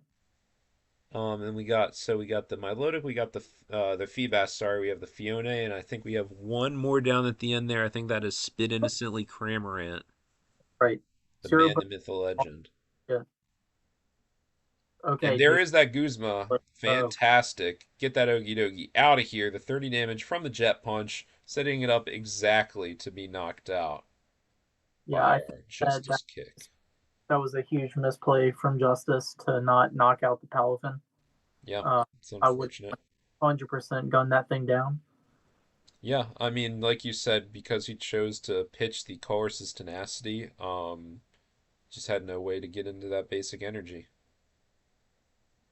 Yeah, because like you could have just straight up like got um, a basic and got the draw, Yep, and then just got the court. off to the races. But also, we don't know if it's prized. Sure. But so Okie dokie goes down. Yep, Lucario is still a valid response to this as well. yep. If we could see like Raihan into Lucaria, that would be crazy work. Hmm. Yeah, Um, versus Seeker might be in hand with that many discarding of supporters. yep. So let's see. So we are choosing the Soul Rock.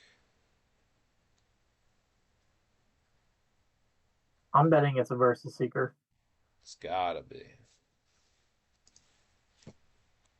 but there is no basic in the discard pile. Oh, you're right. Well, boy, that just that just hurts. And I'm not gonna lie, the whole I'm not gonna like stick on this for too long, but that's a really good reason why going tenacity plus like regular energy there is important. Well, it's just so crazy, right? I mean, you see how tiny little decisions like that, it seems so innocuous, but those sorts of things really compound when you're playing RDT. Yep. At the end of the day, RDT is a resource management game. Whoever manages their energy better and manages what they got in hand better is going to come out on top. Yeah, I also really don't like this Halucha thing. Yeah, so Uh, we're haluching. It looks like we're choosing the Fione, which um not sure that I really understand the Fione since Fione can just go into the deck at any point. versus Seeker for Silent Lab plus a plus an energy.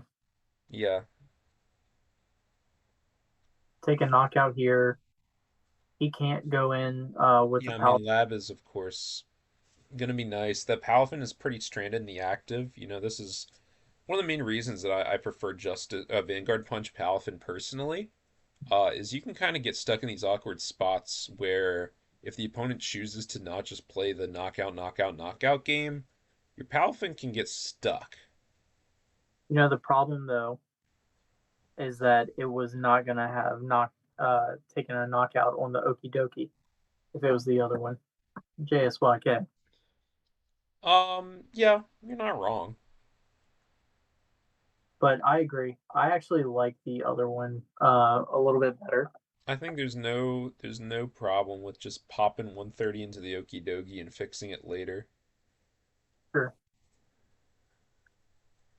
especially in a type like water. You can get hex when you need it. I'm not super worried about it. So we do lose the fighting energy. We're gonna try to hope to get another draw supporter or an energy off the prize cards here, I think. We're definitely in an energy drought right now. That said, though, taking the Feebas off the board is obviously fantastic. Getting a little bit of chip damage into the rest of the gang. Gonna force this Fione to be used this turn just to get the damage off the field. Yeah, I was gonna say that the heal on the ability is a little unfortunate for Justice, but like you said, it forces something to happen immediately. Yep, it does. And I mean, if I'm Justice, I think I'd rather get hit by Fione and oh no, my Halucha's dead. Boo hoo. Yeah, so stadium wise, Justice has Silent Lab and um, Artisan gone, I believe. Yes, Other correct. ones are unaccounted And for. there's that rough seas. Yeah. All of that damage is going to go away. So at least we got the credit on the Feebas. We did get a prize for our troubles. The rough sea is just going to keep everybody safe. Again, that just feels like a pretty rough. Then we're going to Uh, vacuum. Is it possible that we see the vacuum on the rough seas, filling up. That's going to be 2 cards in the lost zone, and not giving that Ting Lewis Stadium. Absolutely hilarious. Oh my God, he's out of Genius control. level play. I mean, Cramorant needs 4 in the lost zone, so that's the stuff you have to do. You're playing Vacuum, Blender, and Experiment, each of which put 2 in the zone. So when you're playing Vacuum in the Cramorant deck, you're almost always vacuuming yourself. Yeah, and look, this muscle band on this cram, if we see a 30, It's pretty nasty, dude. another 30 snipe here, they're gonna set the Ting Lu up. Yup. Look, that Ting Lu might get stuck in the active, and that's not great. No, it's Like, not. Tinglu is not good when it's only doing 30 to 1. yep, Not that's one of the ideal. things I was talking about earlier with the dangers of Ting Lu, Sure. and like kind of like can overcommit. We don't know if Justice has a way out or not. There's a lot of switch outs for RDT, so we might see something like that happen. Do we know what tool is on? Oh, never mind. Sorry, that's a Soul Rock, not a Halucha. I was like, oh, that's crazy. I thought that was on the Soul Rock, and it was. My bad. Oh, All right, so I'm not gonna lie, I'm not feeling that bad about Evan's position. So it's 3 prizes, sure, but you're looking at a board that's like pretty underdeveloped. Um, the Soul Rock has a tool on it, and Strong Energy is also gone. yeah. So that Soul Rock is going to have a hard time killing the Lunatone without another damage buff. Yep. Uh, it does die to fight Milk, so that's something that Justice is probably going to be looking for. Yeah. And then, Evan's just got to find a way to keep looping that Cramorant because I was just complaining about how water doesn't have any good basics. Well, let me tell you, Cramorant is a pretty good basic. wait, so we see an escape rope immediately, which is pretty interesting. I might sack the Halucha here. Yeah, I'm not opposed to that. That looks Yep. like it's exactly what we're gonna try to do here. I think that would absolutely be the one. Except now we get to use Whirlpool Suction, Escape Rope Yep. again. So Halucha would be the one you want to sack. Nuh-uh-uh. Sack something else, he says. Oh, excuse me. And of course, you standard heads, you guys know about that Iron Bundle. Fione's not like that. Fione goes to the bottom of the deck. So with Brookla Hill in play, you can just do it again and again and again and again and again. So it looks like we're going to actually sack the Soul Rock, which I think is a great play. You want to get that Focus Sash out of here, give you some room for a new tool. So get that muscle band on that. You're Exactly. alive. And Soul Rock is a liability right now. Get that guy out of here. All right, and we're gonna see the level ball probably for Fione again if I had to assume. Yeah. Yeah, that's crazy. Um yeah, me and my friends, Count and Jaboingus, we are big Fione advocates. Every time I play against those guys when they're playing water, they're hitting me with like 5 Fiones in 3 turns, and it's obnoxious. It's the most annoying thing of all time. Yeah, it's a very underrated card for sure. When you're playing it, that it's so annoying. It's like Yeah, and like it's just little stop stuff that. like this. Like that Halucha is never going to get sacrificed, probably all game, because Fiona's just going to say, no way, Yep. give me something else. All right, so we got 4 to 3 prizes. Yep, oh my gosh, I keep forgetting to click those Pokeballs. Y'all have to yell at me. All right, down 4 to 3 Pokeballs. And this is a turning point. Fighting the RDT is run out of steam here a little bit. We're Yep. draw engines down. We're probably going to need to see something like a Clar to get back into this. We sacked a lot of important resources early. Yeah. Uh, I mean, we're seeing that I come mean, back. the Versus Seeker ends down at this point, and that Raihan is gonzo. So there's going to be no energy cheese. Yeah, that's gonna have to be like a Sinlin play to get that back at some point. Mm-hmm. Um, but yeah, there is no way outside of a Lucario to respond to this. Yep. Um, Other than hoping that it gets stuck again. Didn't work last time. But he is down now Rope, Scoop Up Net, and Guzma. So the switching options are getting thin. all right, so we do the energy to Energy to the Riolu, that's part of the puzzle. We do have Night Stretcher. Does he have another energy to draw forward? dig. Yeah, I would certainly hope so, because I don't want to just attach to Riolu and swing for 30 here. Karina would be a great card here. Let's see, we're checking resources. Maybe there's an energy retrieval there. Energy retrieval would be phenomenal right now. Well, it would be botched if he attached it first, Sure. but I have faith in justice. He wouldn't do that. We do see Sinlin. That's phenomenal. That's definitely a card Oh, we want to see. Yep, get rid of that BVIP. Gross. Raihan, exactly what I was thinking. That's what you want.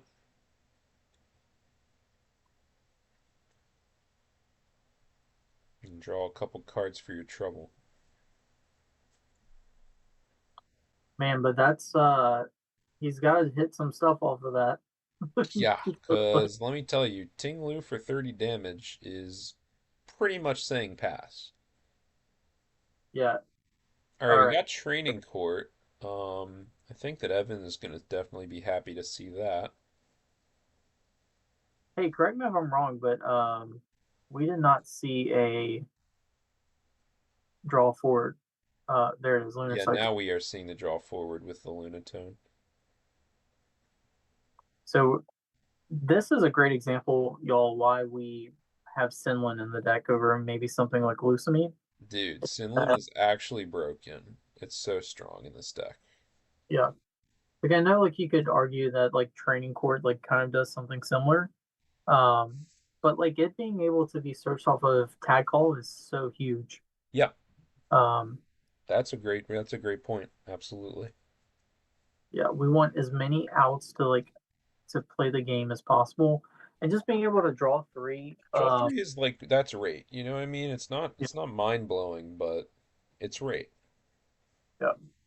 So this let's talk about this King Lu hit here. Sure. Um what this is doing is it's making Evan, have to basically kill if he can. All right. Well, sorry. I'm trying to get ahead of myself here.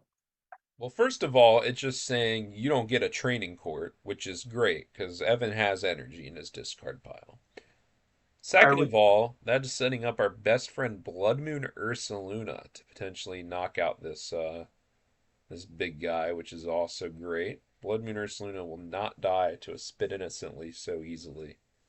right? The problem I was getting at is that Evan is not going to be. Oh, really? He's putting down blindside. Okay. Um, it's like to the point where like Evan's not going to give him a stadium for free, No, of and we course not. have two Well, we just saw Evan put all his stadiums in the Lost Zone. yep, three stadiums down for justice, Yeah. and Evan has one other left. Let's see. Yeah, so he So in has all one. in all likelihood, Tingler's not taking a knockout on this Octillery here. That's just not going to happen. Yep. So Evan has Lost City left. But the problem is like the Ting Lu pressure, like you aren't really setting up too much math outside of what you're already setting up. Yep. You know what I'm saying? Like the Yeah. Soul Rock still kills the Cram. No, I mean I think the main benefit is just saying you don't get to have training court more than anything else. Yeah. But that Octillery is probably gonna be safe. Yeah, yeah, absolutely. I'm not worried about that. Do you think Evan uses the Fion just in case here? No, I don't think there's any reason to. Well, Justice be, would have to have scoop up net and his and the fourth stadium. yeah, but that is possible. And I don't think that you want to let Justice just push the Halucha and sack it. I think that would be very silly. All right, and I mean, look at this. This Ting Lu is now stuck in the active spot. Now Evan's going to have to finish off this Ting Lu later, but you know what Fiona does? Fiona pushes this Ting Lu to the bench over and over and over and over again, such that Evan can finish it off with a quick shooting or whatever later, possibly. Yeah. So I like this. You know who I like? I like Kramer. I like that guy.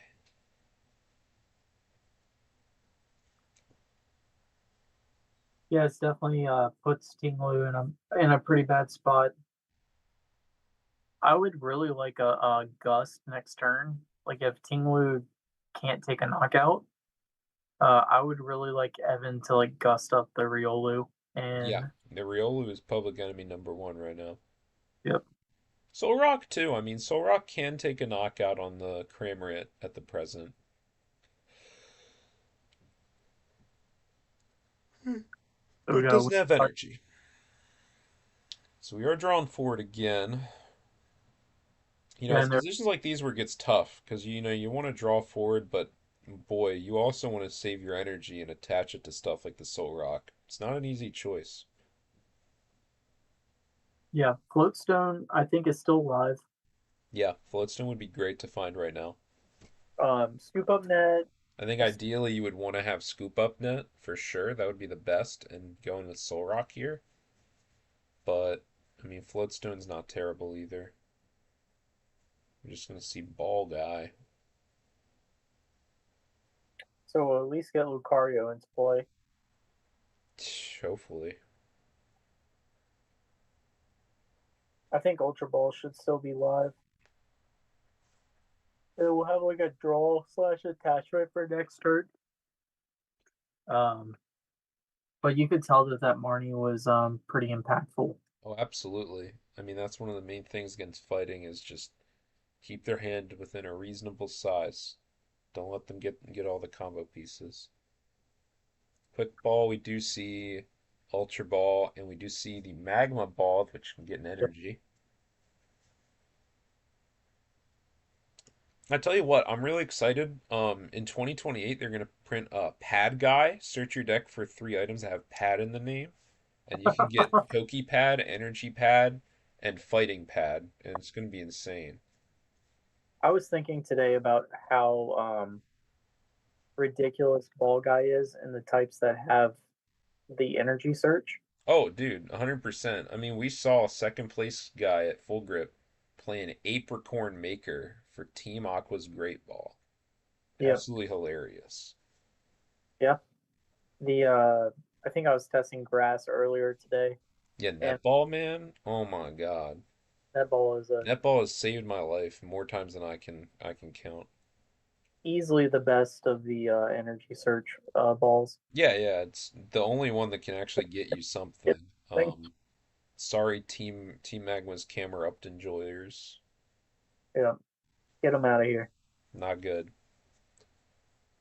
All right, so we got the magma ball I'm getting the telling you attention. guys, one of these days we're gonna see the psychic list that plays Team Aqua's Muck and Team Aqua's Great Ball.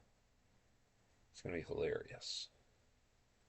That adds like a extra thing to their retreat, right? Yeah, yeah. Adds a retreat cost. Hilarious. Oh, that hurts.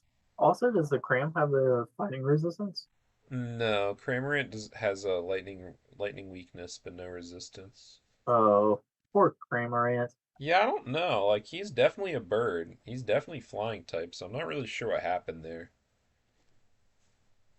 Another one of Cram's awesome properties. Cramorant does not hit for weakness or resistance. He just got that crazy 110. He just spits. It actually says its attacks damage isn't affected by weakness. Oh, just weakness. Oh, my bad. No, it's okay. I don't think anything resist. Well, Yeah, grass does. I was gonna Some say I know a couple old timers resist water. A couple of those old grass fellows. I also think some of the old metal Pokemon resist water, like the oldest ones. really. Yeah, if memory serves, like the Bronzong from Phantasmal or Phantom Forces, I think resists water, unless I'm mistaken. Hmm. I'll just take your word on it. Because I think it's supposed to be like metal resisting ice or whatever. Yeah, Yeah, I think the I'm main not relic. really sure what they were cooking on that one. I will double check just to make sure. There's an oddish that I know resists water. That's like always in like the discussion for me when it comes to possible oddishes to Oh play. yeah, But yeah, for sure. I mean, I talk with the Oddish Council once every couple weeks, and they say similar stuff. No, I was mistaken. Sorry, Bronzong does resist Psychic. I made that fact up, unfortunately. okay, so we saw a was it a how did Lucario get gusted? I Did he? honestly could not tell you. I think Versus Seeker for Guzma, but I really was not paying attention. Yeah, we were talking about resistance. So. Okay, Yeah, cool. my bad. No, Sorry, I was talking about the Oddish Council. I forgive you. Any kind of mention of the Oddish Council is For acceptable. sure. I actually heard that Luna got demoted to a lower rank in the Oddish Council because she was playing Collect Oddish and got Dusclops. Yeah, yeah, definitely. It's kind of a Thing that's what noob happened. Oddish mistake, Yep. if you ask me. Yeah, you can't do that. Sorry, drawing forward sounds great, but Dusclops is running around ready to Dude, if chunk you, you're attacking with Oddish, you already lost. I'm not gonna lie. unless if you're playing a Selgor. Woo! Yes, thank you, Spence. It was in fact First Seeker Guzma. My incredible streamer intuition has kicked in once again.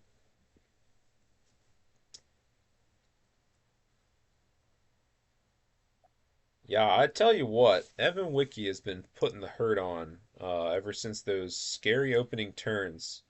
Once he stopped bleeding prize cards to that um, Soul Rock. this is. But oh no, the audit the oh god, not the Oddish. That stupid Sobble. It's not good. I Evan got to be was honest with you. I sort don't of know. banking on that quick shooting to take that extra prize card here. Well, he can still come up and do like a I mean, we 30. can just spit and kill the Soul Rock for sure. Oh, when we do Night Stretcher, get back that Sobble immediately. This is great. he's he's like, we will quick shooting this game. I mean, all we got to do now is candy into the buddy, and then we're off to the races. Let's see if we're playing Candy Yeah, I because want that's to know. We here. got candy quick shooting. We do have Candy quick Oh shooting. my God. And I don't know if that rare candy's been played or discarded yet, but I kind of don't think it has been. I'm not gonna lie. I know he doesn't have the resources for it. The Switch Raft! Oh my God. And it's going to be 15th Palafin. How many Switch cards does this guy have? Way too many to count. That's for dang sure. He's got way too many Switch cards. We're going to draw forward one, two, three with that crazy Octillery. SP, And I'm not gonna lie. I would think that this is a fire deck with how hot Evan's coming in. yeah, no, this is absolutely feral. I really did think that he was just going to get smoked by this Soul Rock at the beginning of the game, but I mean, he has just dismantled RDT, and I do think that a lot of it did just come down to how many resources were burned by RDT in that first turn. It's Yeah, I kind think of I'll shoot hoping it. to just overextend with the Soul Rock a little bit, and that's what cost it. I think there was a couple bad gusts in here too. Sure. Um, and I think This Palafin has just gone unchecked, which is just crazy. yeah, there's been no accountability there for that I Paladin. mean, So I love Vanguard Punch, but I will say Vanguard Punch does damage itself when damaged, so it would not have lasted as long as this guy has, that's for sure. yeah, so he's got at least one prize here. Okay, you Let's guys. figure this out. We got that float stone on deck. And what is happening? Where Dude, we where do you gotta see that Blood Moon or Saluna. I think that's like the only fella that's keeping us in this here. we did see rescue stretcher played already, and I think we saw night stretcher played earlier in the game Okay. to get back the Soul Rock initially. So we have blower there. We 2-2 prizes, I think. Yes, we are. So yeah, we're gonna hit blower, get rid of that crazy float stone and that crazy muscle band. Get him out of here. Lily's And first. Lily's for 6. Can't go wrong with that. It's not advancing the board state, unfortunately. Not intrinsically, no. We're gonna have to see Well, some pretty good hits here. you're right. We could see energy retrieval, blood moon, attach. That's the kind of stuff I'm talking about right there. If we could get All right. that, I wouldn't feel so bad. I don't know how Evan deals with that if he gets this here. That's what I'm saying, because Blood Moon Ursa Luna, we've had a lot of haters on Blood Moon Ursa Luna lately. Need I remind you that that guy has 150 HP on a basic? That is what I would consider egregious. We do see Riolu and Okidogi. We do see the professor's letter, so Show me the blood moon. I mean, are we angling for the Blood Moon right now, or do we not have it like that? We just have to bide our time and go in with Okidogi next turn. Yeah, I'm not offended if we have to go into Okidogi next turn, but it's putting you on an Inteleon shaped clock, that's for sure.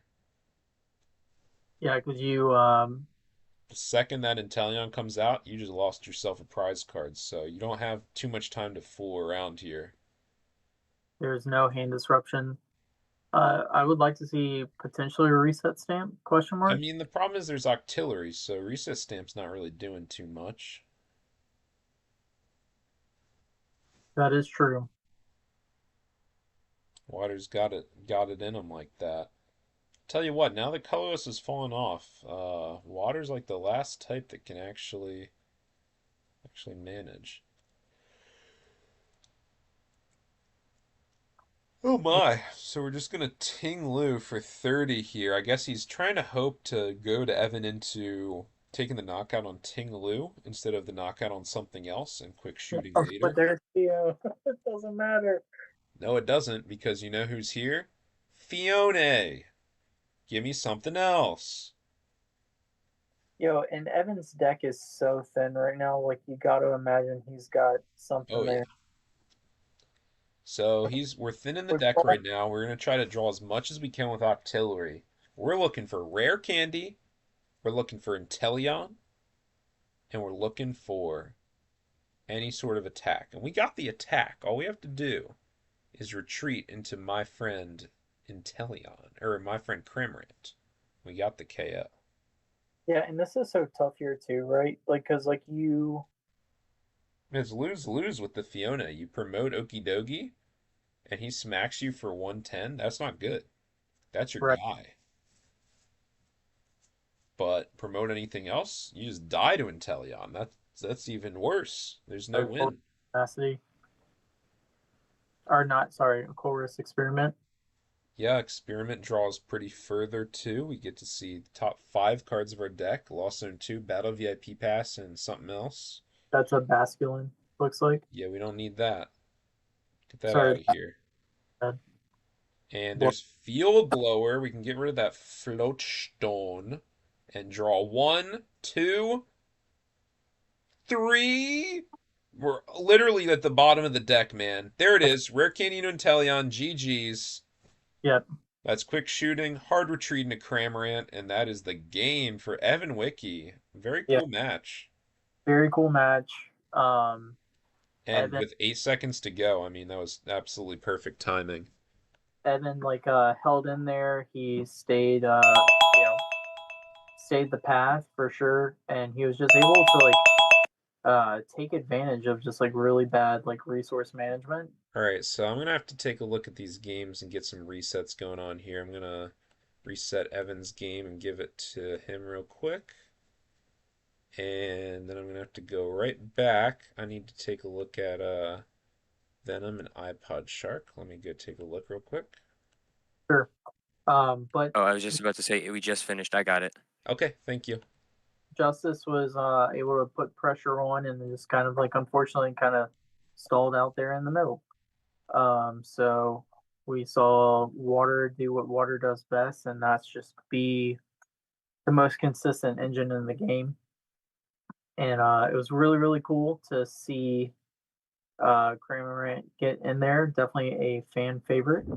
Shout out to the Lost Box deck that everybody is grown to just like love um, from a year or two ago. I don't even know how long it's been to be honest, Yep. but it's probably my favorite deck I've ever like just watched. I haven't got a chance to play it because I wasn't playing standard back then, but Not playing standard in my GLC stream? egad, Oh my gosh.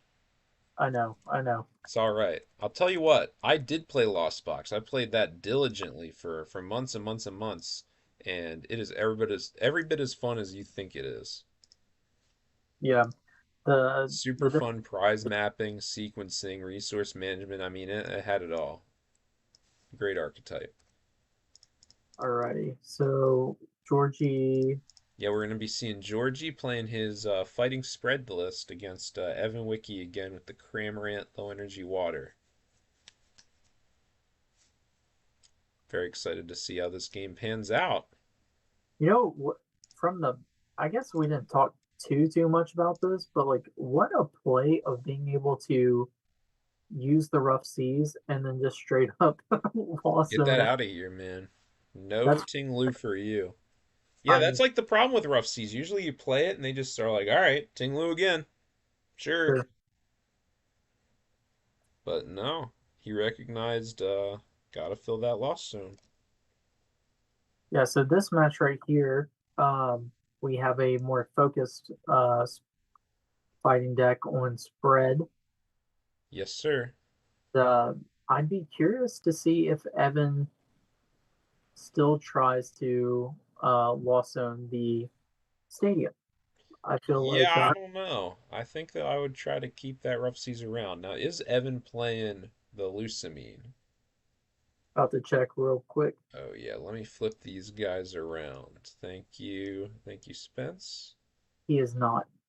Okay, so we're just gonna have to be relying on that crazy Milotic. That is true. And the both Not spread. necessarily my favorite. I will level with you. Not into a spread deck, anyhow. Yep. But if there's a will, there's a way. That's And, true. That's true. He's not playing Will, but he sure is playing some other crazy cards. well, SBO, you know what they say about will, right? What do they say about Will? They say if you play will, it shows that you have the will to win. That's honestly beautiful. I like that. Thank you. So looks like Evan's going to be going first. Got that crazy Basculin lead, the greatest lead of all time. He does bench the Feebas and the Fione, trying to get that Feebas value in quick before George finds something crazy like Silent Lab. Well, he is definitely staring down the barrel of a soul rock. Oh yeah, that Soul Rock, as we said. Back I at think it it's again. going to take a prize card. I don't know. Yeah. Yeah, this We is this is scary because I mean, this Basculin might not even get to gather any crew. He might actually just die. It's kind of unfortunate. I low key wonder if like you just start the Phoebus instead. Yeah, I mean, there's definitely a world where I'm going first, and you just lead Feebas because you need to get into Basculin. You kind of want to get an attack off. We do see the Ultra Ball for the Sobble. And oh, agonizing. Maybe he has an energy to retreat into Feebas, but it's tough business, man. Evan is running a very low water count or energy count too. I want to Sure. say it's only like 7. Okay. Seven's definitely thin. We saw guy got second place at Fulgur was only running 6, which is absolutely scary. Very scary. So George does get the professor's letter. He's going to do a quick prize check here. Make sure that he knows what he's working with before he commits to any decision making.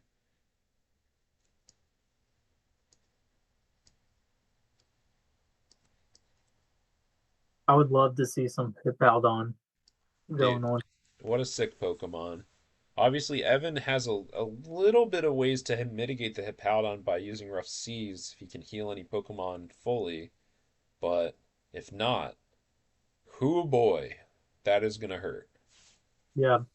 And with counter energy and reversal energy, It's not that hard to get it going. for sure.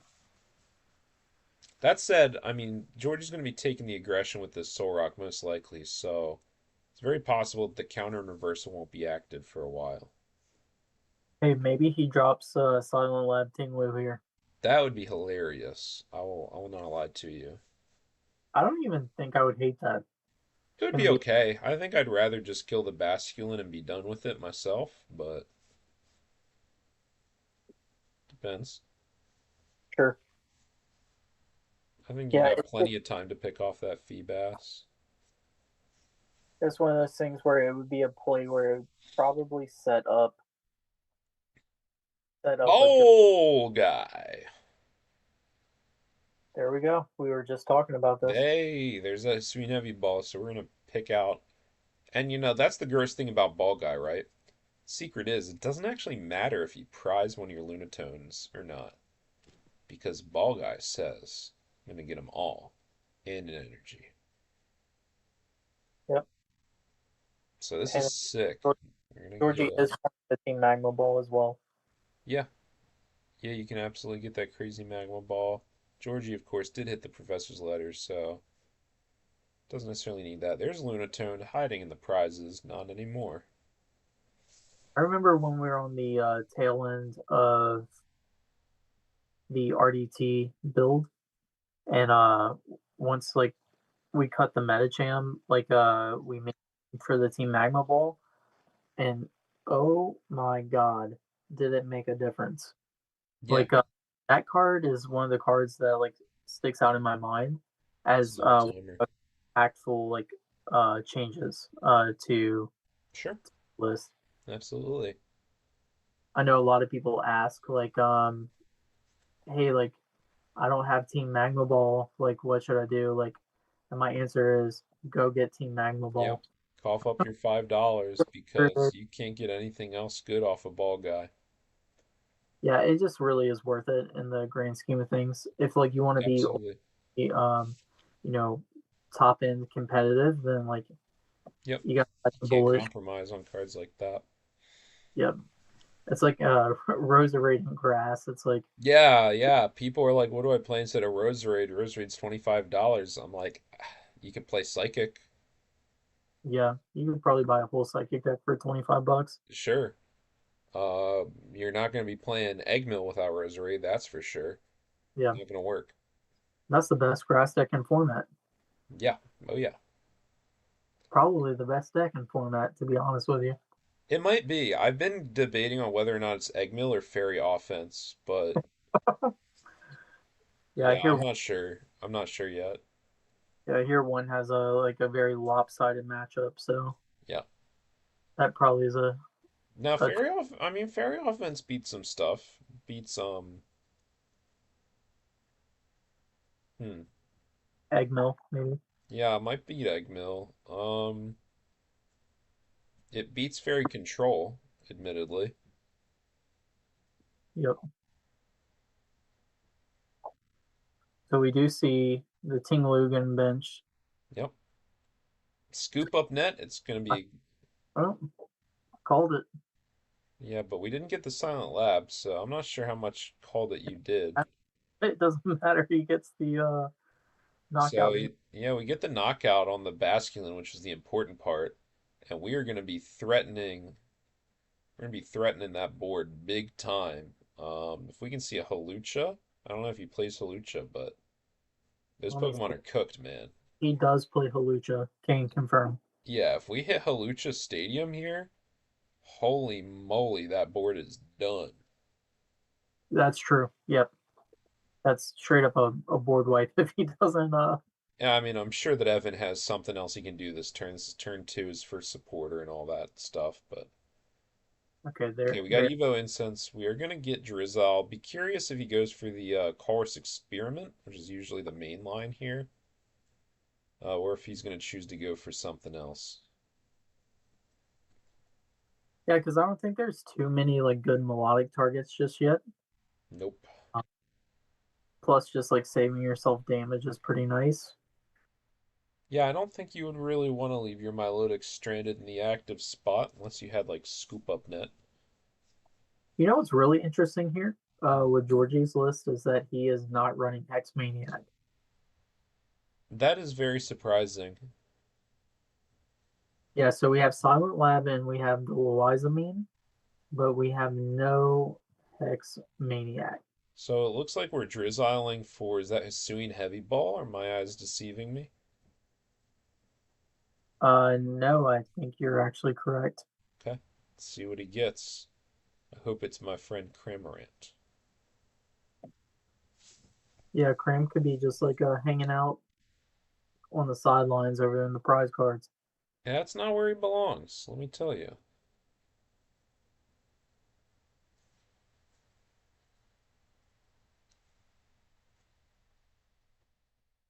Octo. Okay. He's choosing to set up that draw engine so he can have a little bit more consistent game there. I wonder if he has any pressure to counter pressure to the Stingloom, or if he's just going to try to evolve into the melodic Sure. to not die next turn. Hey, it's very possible.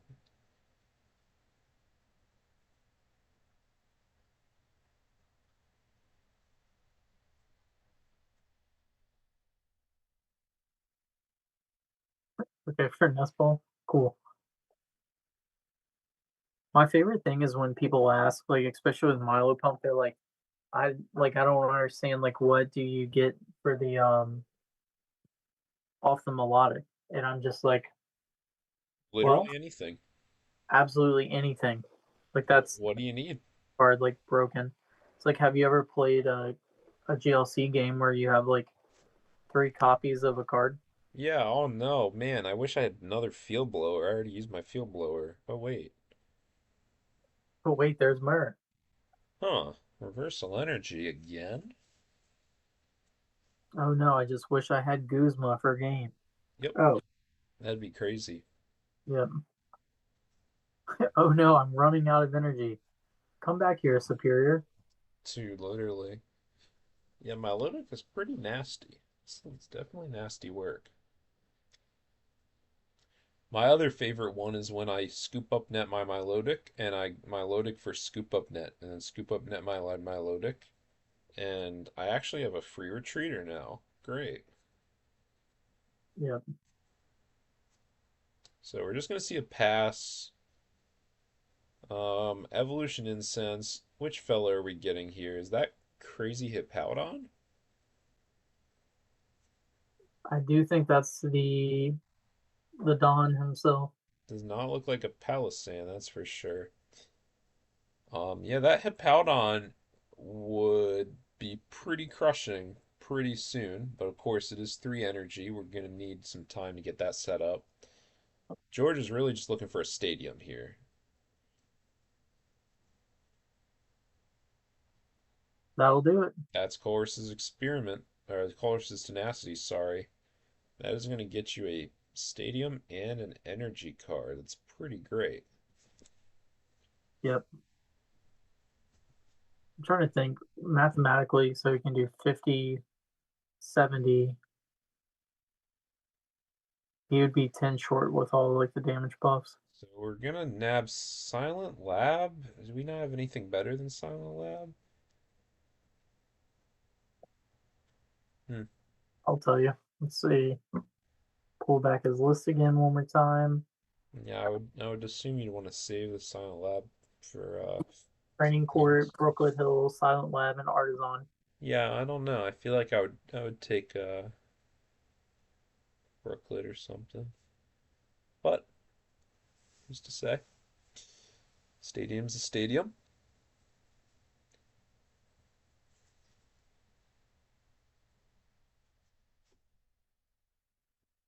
So we're going into the Marshadow. I mean, good God, man, that Marshadow doesn't have the strong energy, but I mean, even with a muscle band, that thing is just gonna absolutely shred this board. Even without a muscle band, frankly, the Tinglu's just set up too much damage. That's 50 on the active, 30 on the rest of the bench. You would have really liked to see the We need that rough seas, man. Luch there. Yeah, but Evan's definitely looking for rough seas this turn. Yeah.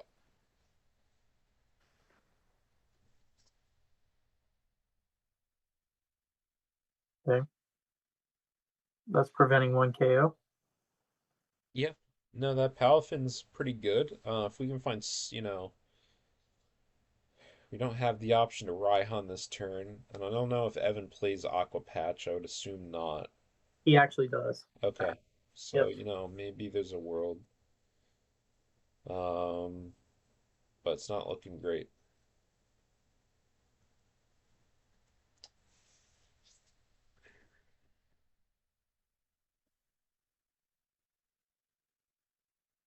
I wouldn't even be offended if we found like Scoop Up Net just jet punched this turn. It's not great. It's not pretty, but yeah, I'm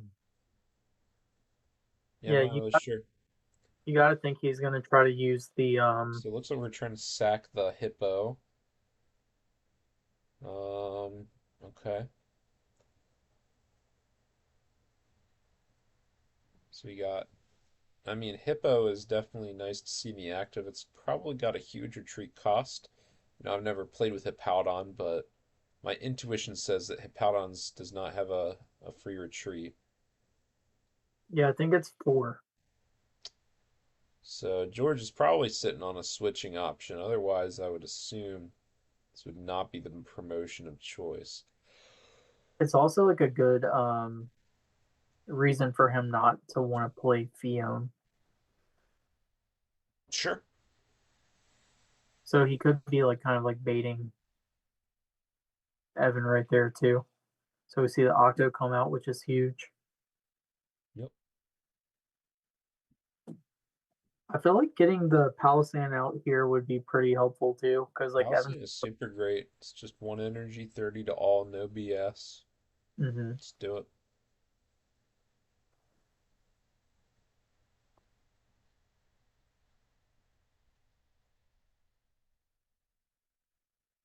I think that thing's staying.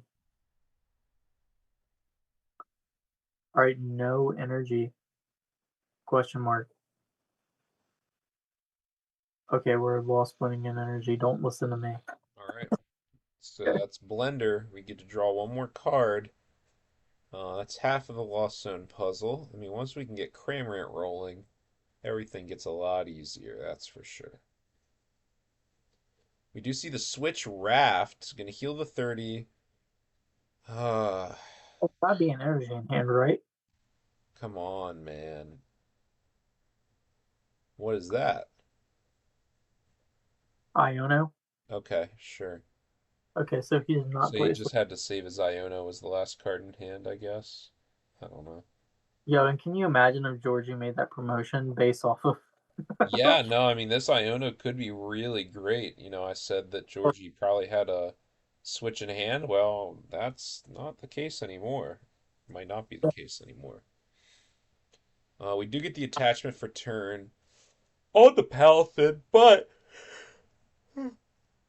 with Escape Rope and Switch Raft down, that Paladin is not going to be the most flexible for the remainder of the game. I'm going to try to hope to get into Cramorant before too long. It might. I was gonna say it might not have to be. It's like setting up there is like. And Scoop Up Net. Oh my gosh, there goes all three of our item-based switch cards. Yeah, I'm not that's a. super thrilled about that. I'm going to level with you. I feel like you definitely scoop up. I would definitely be scooping up the Milotic and just Well, let the guy chill in the active. That's my opinion. I was gonna say the Drizzile too, because the Drizzile Sure. dies. Drizzle's almost cooked. I totally agree with you. I think one of those guys would have done the play. I don't think this jet punch damage is super crazy. Yeah, he really needs to get the Intel John out. Because my thought with scooping up the Milotic is you scoop up the Milotic, you can put back Feebas, and then next turn you Milotic for scoop up net again. It's the same thing, Yeah, but you healed your Milotic. just the scoop up loop. Yeah, that's what I'm saying. If you scoop up loot with Milotic, you're healing it. You're healing it all the time. All right, so we got a potential switch out here. So we have And then, Guzma and Hala. That's probably going to get us a float stone. And we got Syncate. yeah, I'm sure that George knows exactly what he's looking for here. Let's see what has to be discarded. BVIP, love to see it. Ultra Ball, fine. Get that out of here. that's such a good discard. That's fantastic. And we can potentially also see a training court here to draw forward a little bit as well.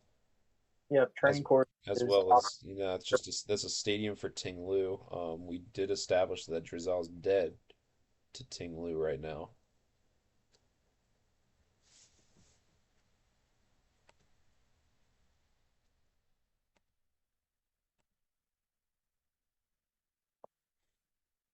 what's crazy too about okay, There's the counter energy at least getting attached for turn here. Georgie's list to activate Doki is just unit energy and counter energy, which is kind of cool. That's ridiculous, man. Yeah, Oh my God. like it's a really good counter pressure, like to just drop Doki into counter and just like, hey, I got you. That's insane, man. I can't fathom that. And yep, the training court. I think that's probably the best one. You're either going to draw forward if you need it, or just have more energy to get onto this crazy Hippowdon here.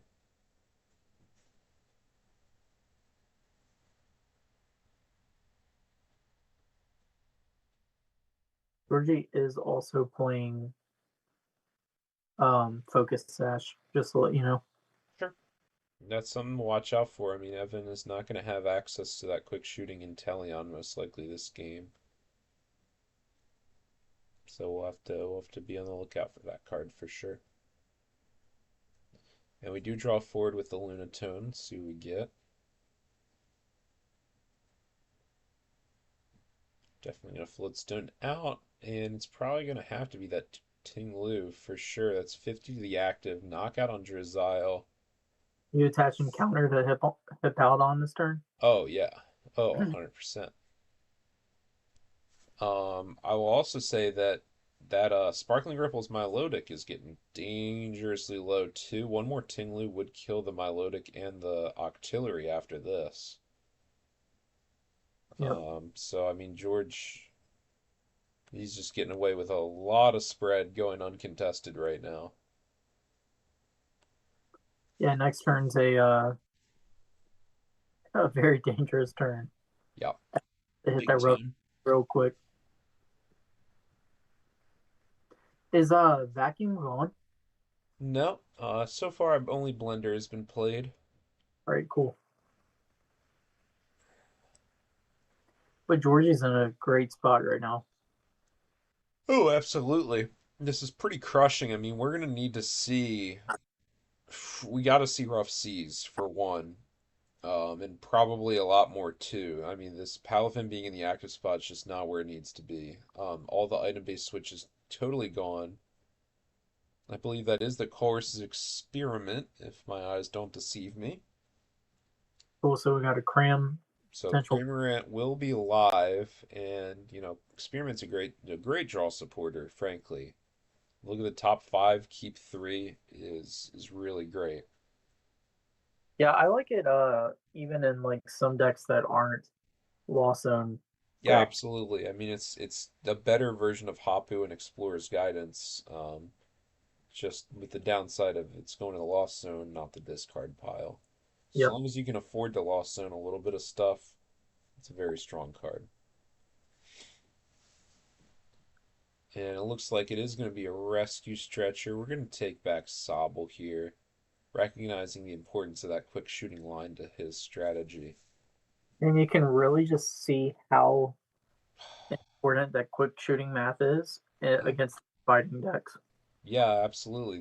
These basics, these Pokemon have 140, 150 HP. That's not going to be inside of the range of Kramer, even with a muscle band. It's just not going to happen. Plus, of course, he does play Blindside. Kramer can use Blindside for no energy. So that quick shooting is going to let you snipe for 120 damage out of nowhere, which is pretty great. A lot of great utility to the card. Yeah. In my list, I was playing quick shooting as well as the Water Shuriken Greninja and the Frostlass that damages ability Pokemon, just to sort of maximize and stack all of those pinging sort of effects, make it as tricky as possible. Yeah, I had a deck that focused on Cragnoll and Oh my looping god. while using the Greninja with the Water Shuriken, the quick shooting Inteleon, and then the Frostlass was in and out of it. But like I was using the Starmie to like recycle my water energies every turn, so I had like a guaranteed attach on the Cragnoll Hmm. off of recovery and the guaranteed Water Shuriken. Oh my lord. It was very cool. Um, I couldn't figure out how to beat Turbo Colorless back in the day when I was, Oh, sure. but maybe it has legs now? Question mark. We'll see. Yeah, it's been very interesting. I mean, we see Frillish seeing more and more play in Psychic, particularly to counter the mirror match. And I would definitely be interested to see if Cryogonal ever enters in the discussion. Obviously, Psychic is the preferred type for many players over Water, but Yeah, be interested to see if Cryogonal ever fills that same sort of role. yeah, it very well could. 90 HP is like pretty solid, especially Yep, when you do the argument of like Lux Cape and all that stuff. yeah. And And I mean, it's got only one retreat as opposed to Frillish's three, so it's significantly less of a liability. yeah, now that I think about it, like you can. I was playing Acerola, but like I could also play Penny in the deck too.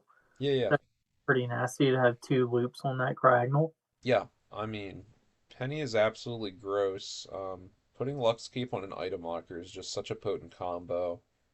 Yep, maybe it's time. We'll see. I've got too many janky water decks I'm working on. Yeah, that's what I mean. Like, I don't want to play it in Jank. I feel like I would just be interested to see how Cryogonal does in like a normal water deck. No BS. Sure. Um, Yeah, kind of like I'm kind of a hater on Frillish, but that's just because it has three retreat cost. I think Frillish is terrible. Yeah, Like, Um, it's like good into like slowing down the opponent, but like I think the amount of times I've seen it just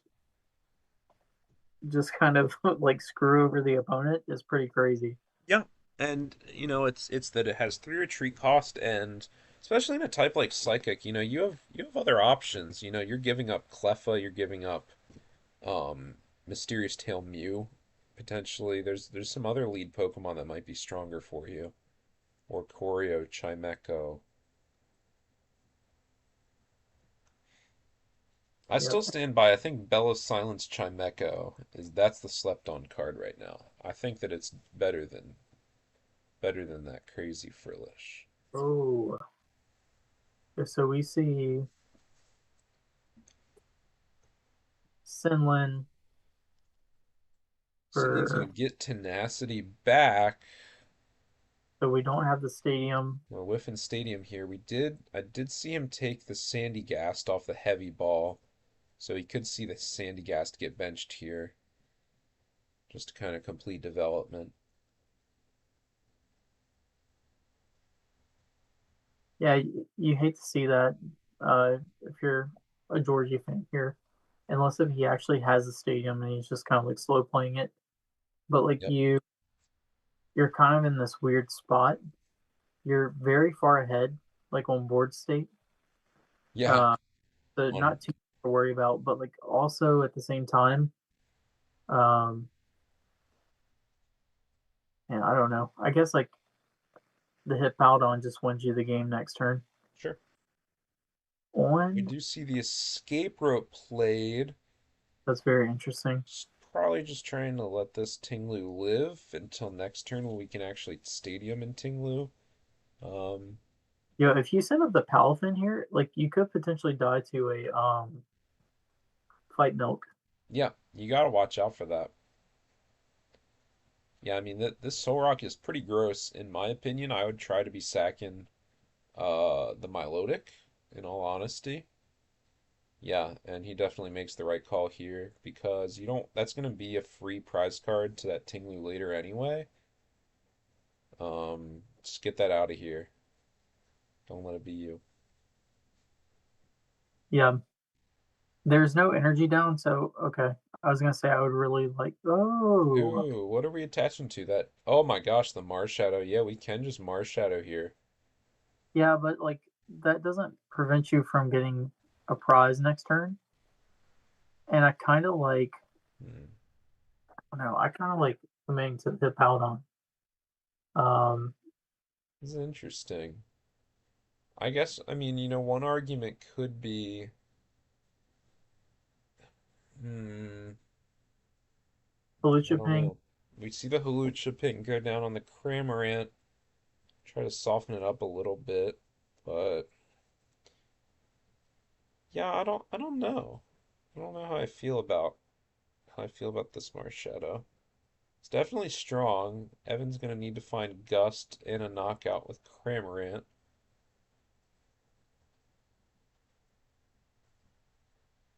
And when I Well, say Gust, I mean Fione. I was gonna say he literally just plays Fion. Yeah, That's, maybe but George doesn't recognize that. yeah, committing the energy to the Hippowdon, I think, kind of like gets you so much closer to just winning the game. Sure. With the 150 to the active, 40 to the rest. I mean, that's crushing. The game's over. yeah, like you could have like set up the Octomath to like matter there, right? Yeah. So we Like, do send up Cramorant. I gotta only assume that he has access to Fiona here. And Cramorant's gonna knock out anything that he promotes, so gonna have to be careful about what we kill here. Unless he doesn't have it like that. In which case, uh-oh.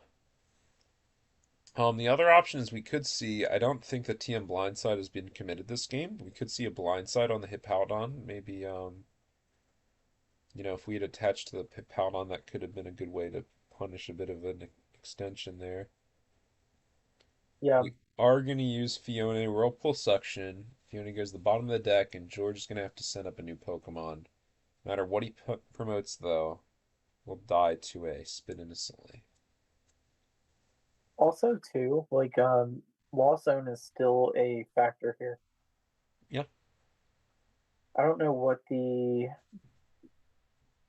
like 100% correct Lost Zone target is here initially, but you could Lost Zone two Pokemon. yeah. Like you could go. I don't think you can blindside kill the Hippowdon. I think it's too much health. Let's How much see. damage It's does the Hippowdon have on it? only 30. Oh, I understand. Sorry, I thought Yeah, it had 50. You're right. yeah. So that you wouldn't be getting rid of too many targets. Sure. Um, you'd have to kill the Marshadow and the Tinglu, Yeah, and then he doesn't have good answers to follow that up if you do that. this is very interesting.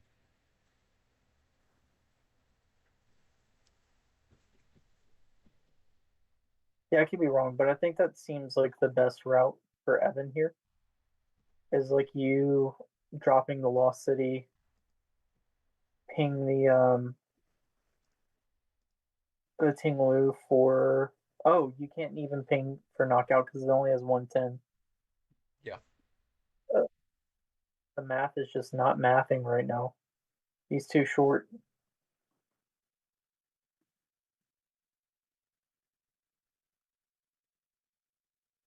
Like, imagine if you get like the freaking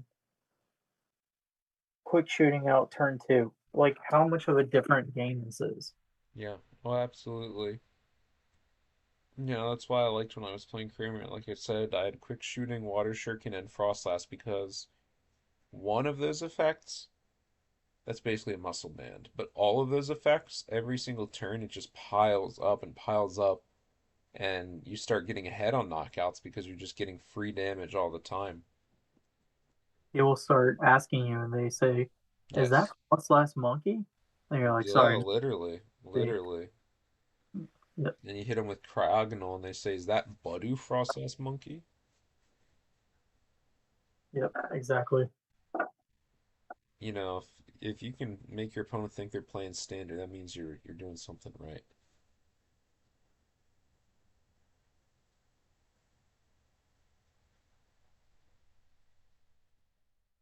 So you do see the blind side. I mean, we can kill some stuff here.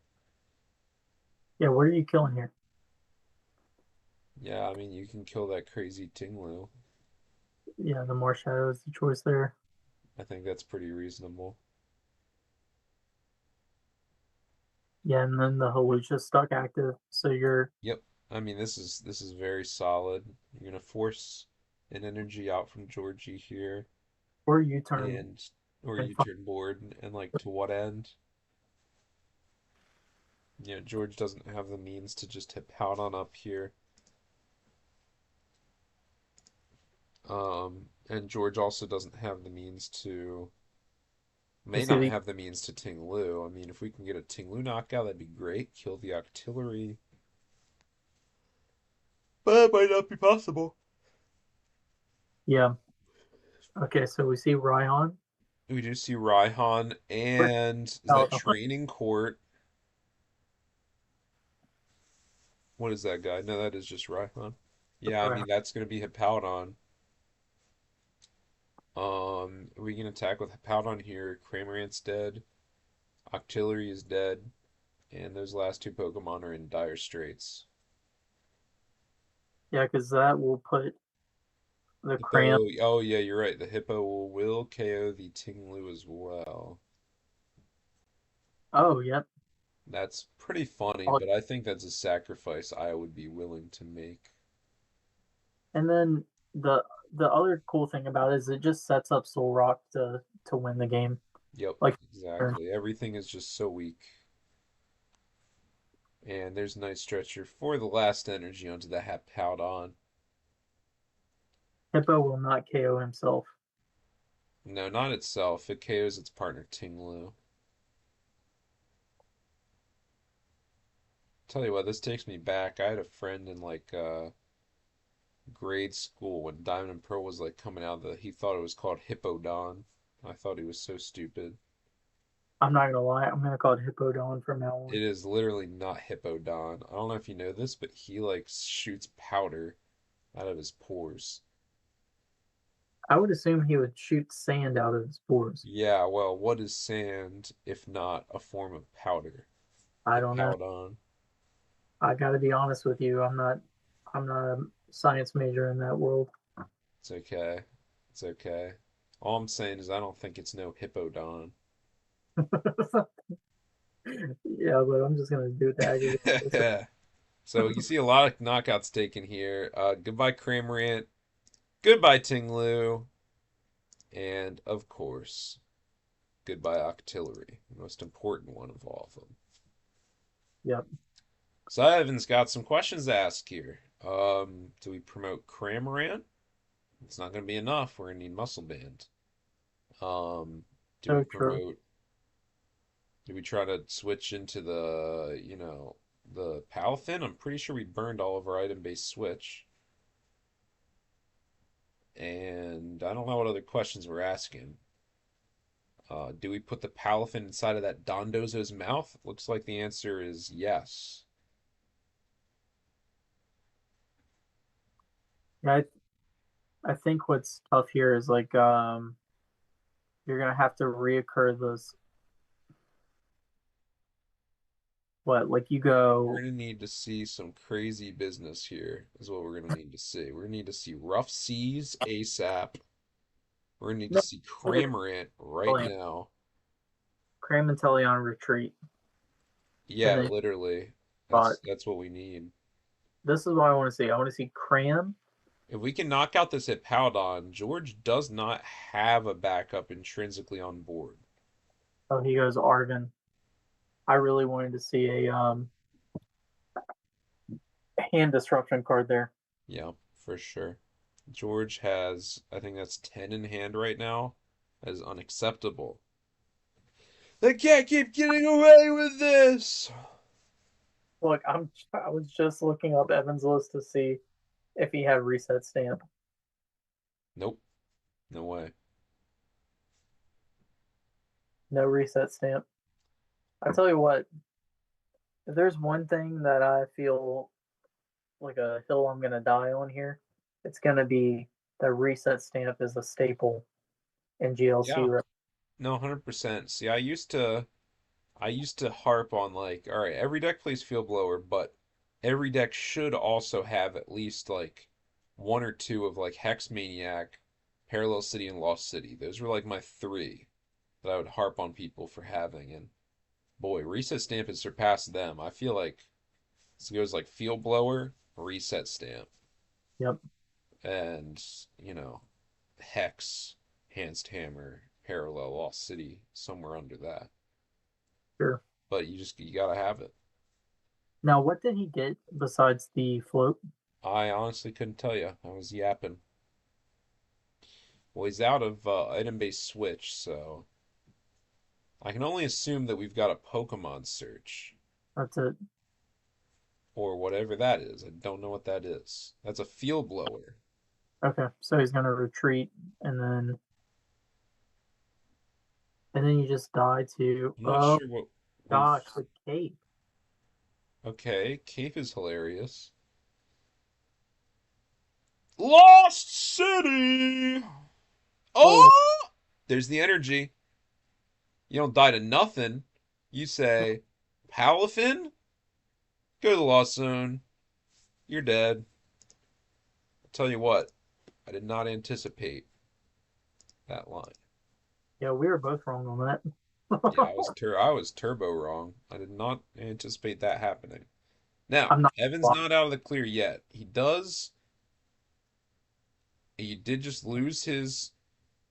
Oh, well, that's Well, game. Field blower and energy. Soul yeah, rock. Blah. all day. Well, it was And with a valiant effort, but that's going to be George Rhodes taking it in Turboblaze Trials Week 14 with taking a very cool fighting spread list. He said, "No way, I'm not playing that RDT. I'm going to do my own thing," and he's going to play Hippowdon. yep. Very, very big congrats to Georgie. Oh yeah, he's been playing in these tournaments for a long time. He's grinded What? every week. Yeah, Happy to see him get on the badge board with fighting this time. Very exciting. very, very cool there. Congratulations to Evan for also another solid finish. Oh yeah, And looks especially like with the full deck, we love seeing that Cramorant. yep.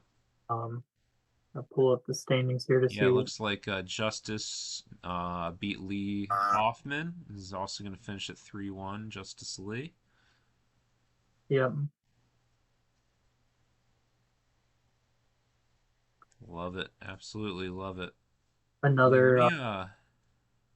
Let me pull up on the stream here. I want to take a look at Georgie's list so that everybody can just take a peek see here. Let's have a look. All right, so hopefully this is this is very legible. I have to do a little bit of scrolling here, but yeah, we've got crazy Hippowdon, 160 HP.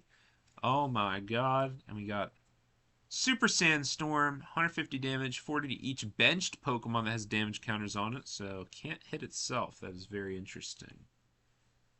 We did see it knock out one of Can't hit Georgie's. your own bench Pokemon.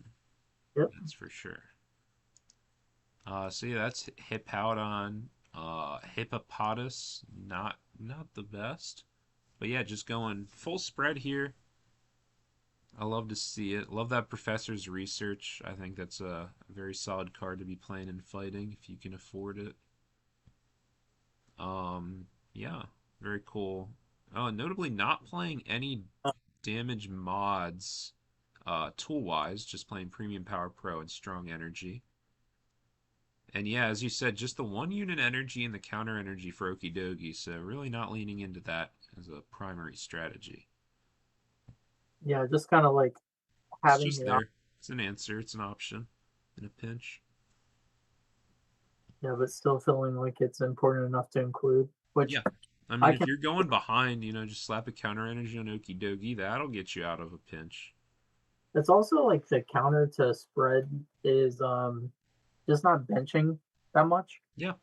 Just like you know, I know the hip out on is an answer with the reversal, but sometimes you have to evolve. So Sure. Okie dokie being another of like what that looks like is solid. Um, yeah, cool, great tournament, for sure. Oh, absolutely. Absolutely. Again, another big shout out to our sponsors, Collectors Connection and Duluth. Definitely very thankful for them and everything that they do for us. Oh, super. They're super great people. That's where Evan Wiki, we just saw him playing all night. He's from Duluth, Minnesota, so they make him cool. Yeah, for sure. So yeah, big shout out to Collectors Connections. As always, they're our number one supporters, our number one sponsors. We love those guys. Please check them out if you're in the area, or check out their website. Alrighty. All right. Anything else you'd like to say to the camera before we wrap it up for the evening? No, I just appreciate everybody for spending y'all's Saturday night with us, and we got to catch some really, really good games here tonight. It was a pleasure, like always, SPO. Oh yeah, Uh, absolutely. Love chatting with you and love talking through games with you. absolutely. Y'all have a great night. Have a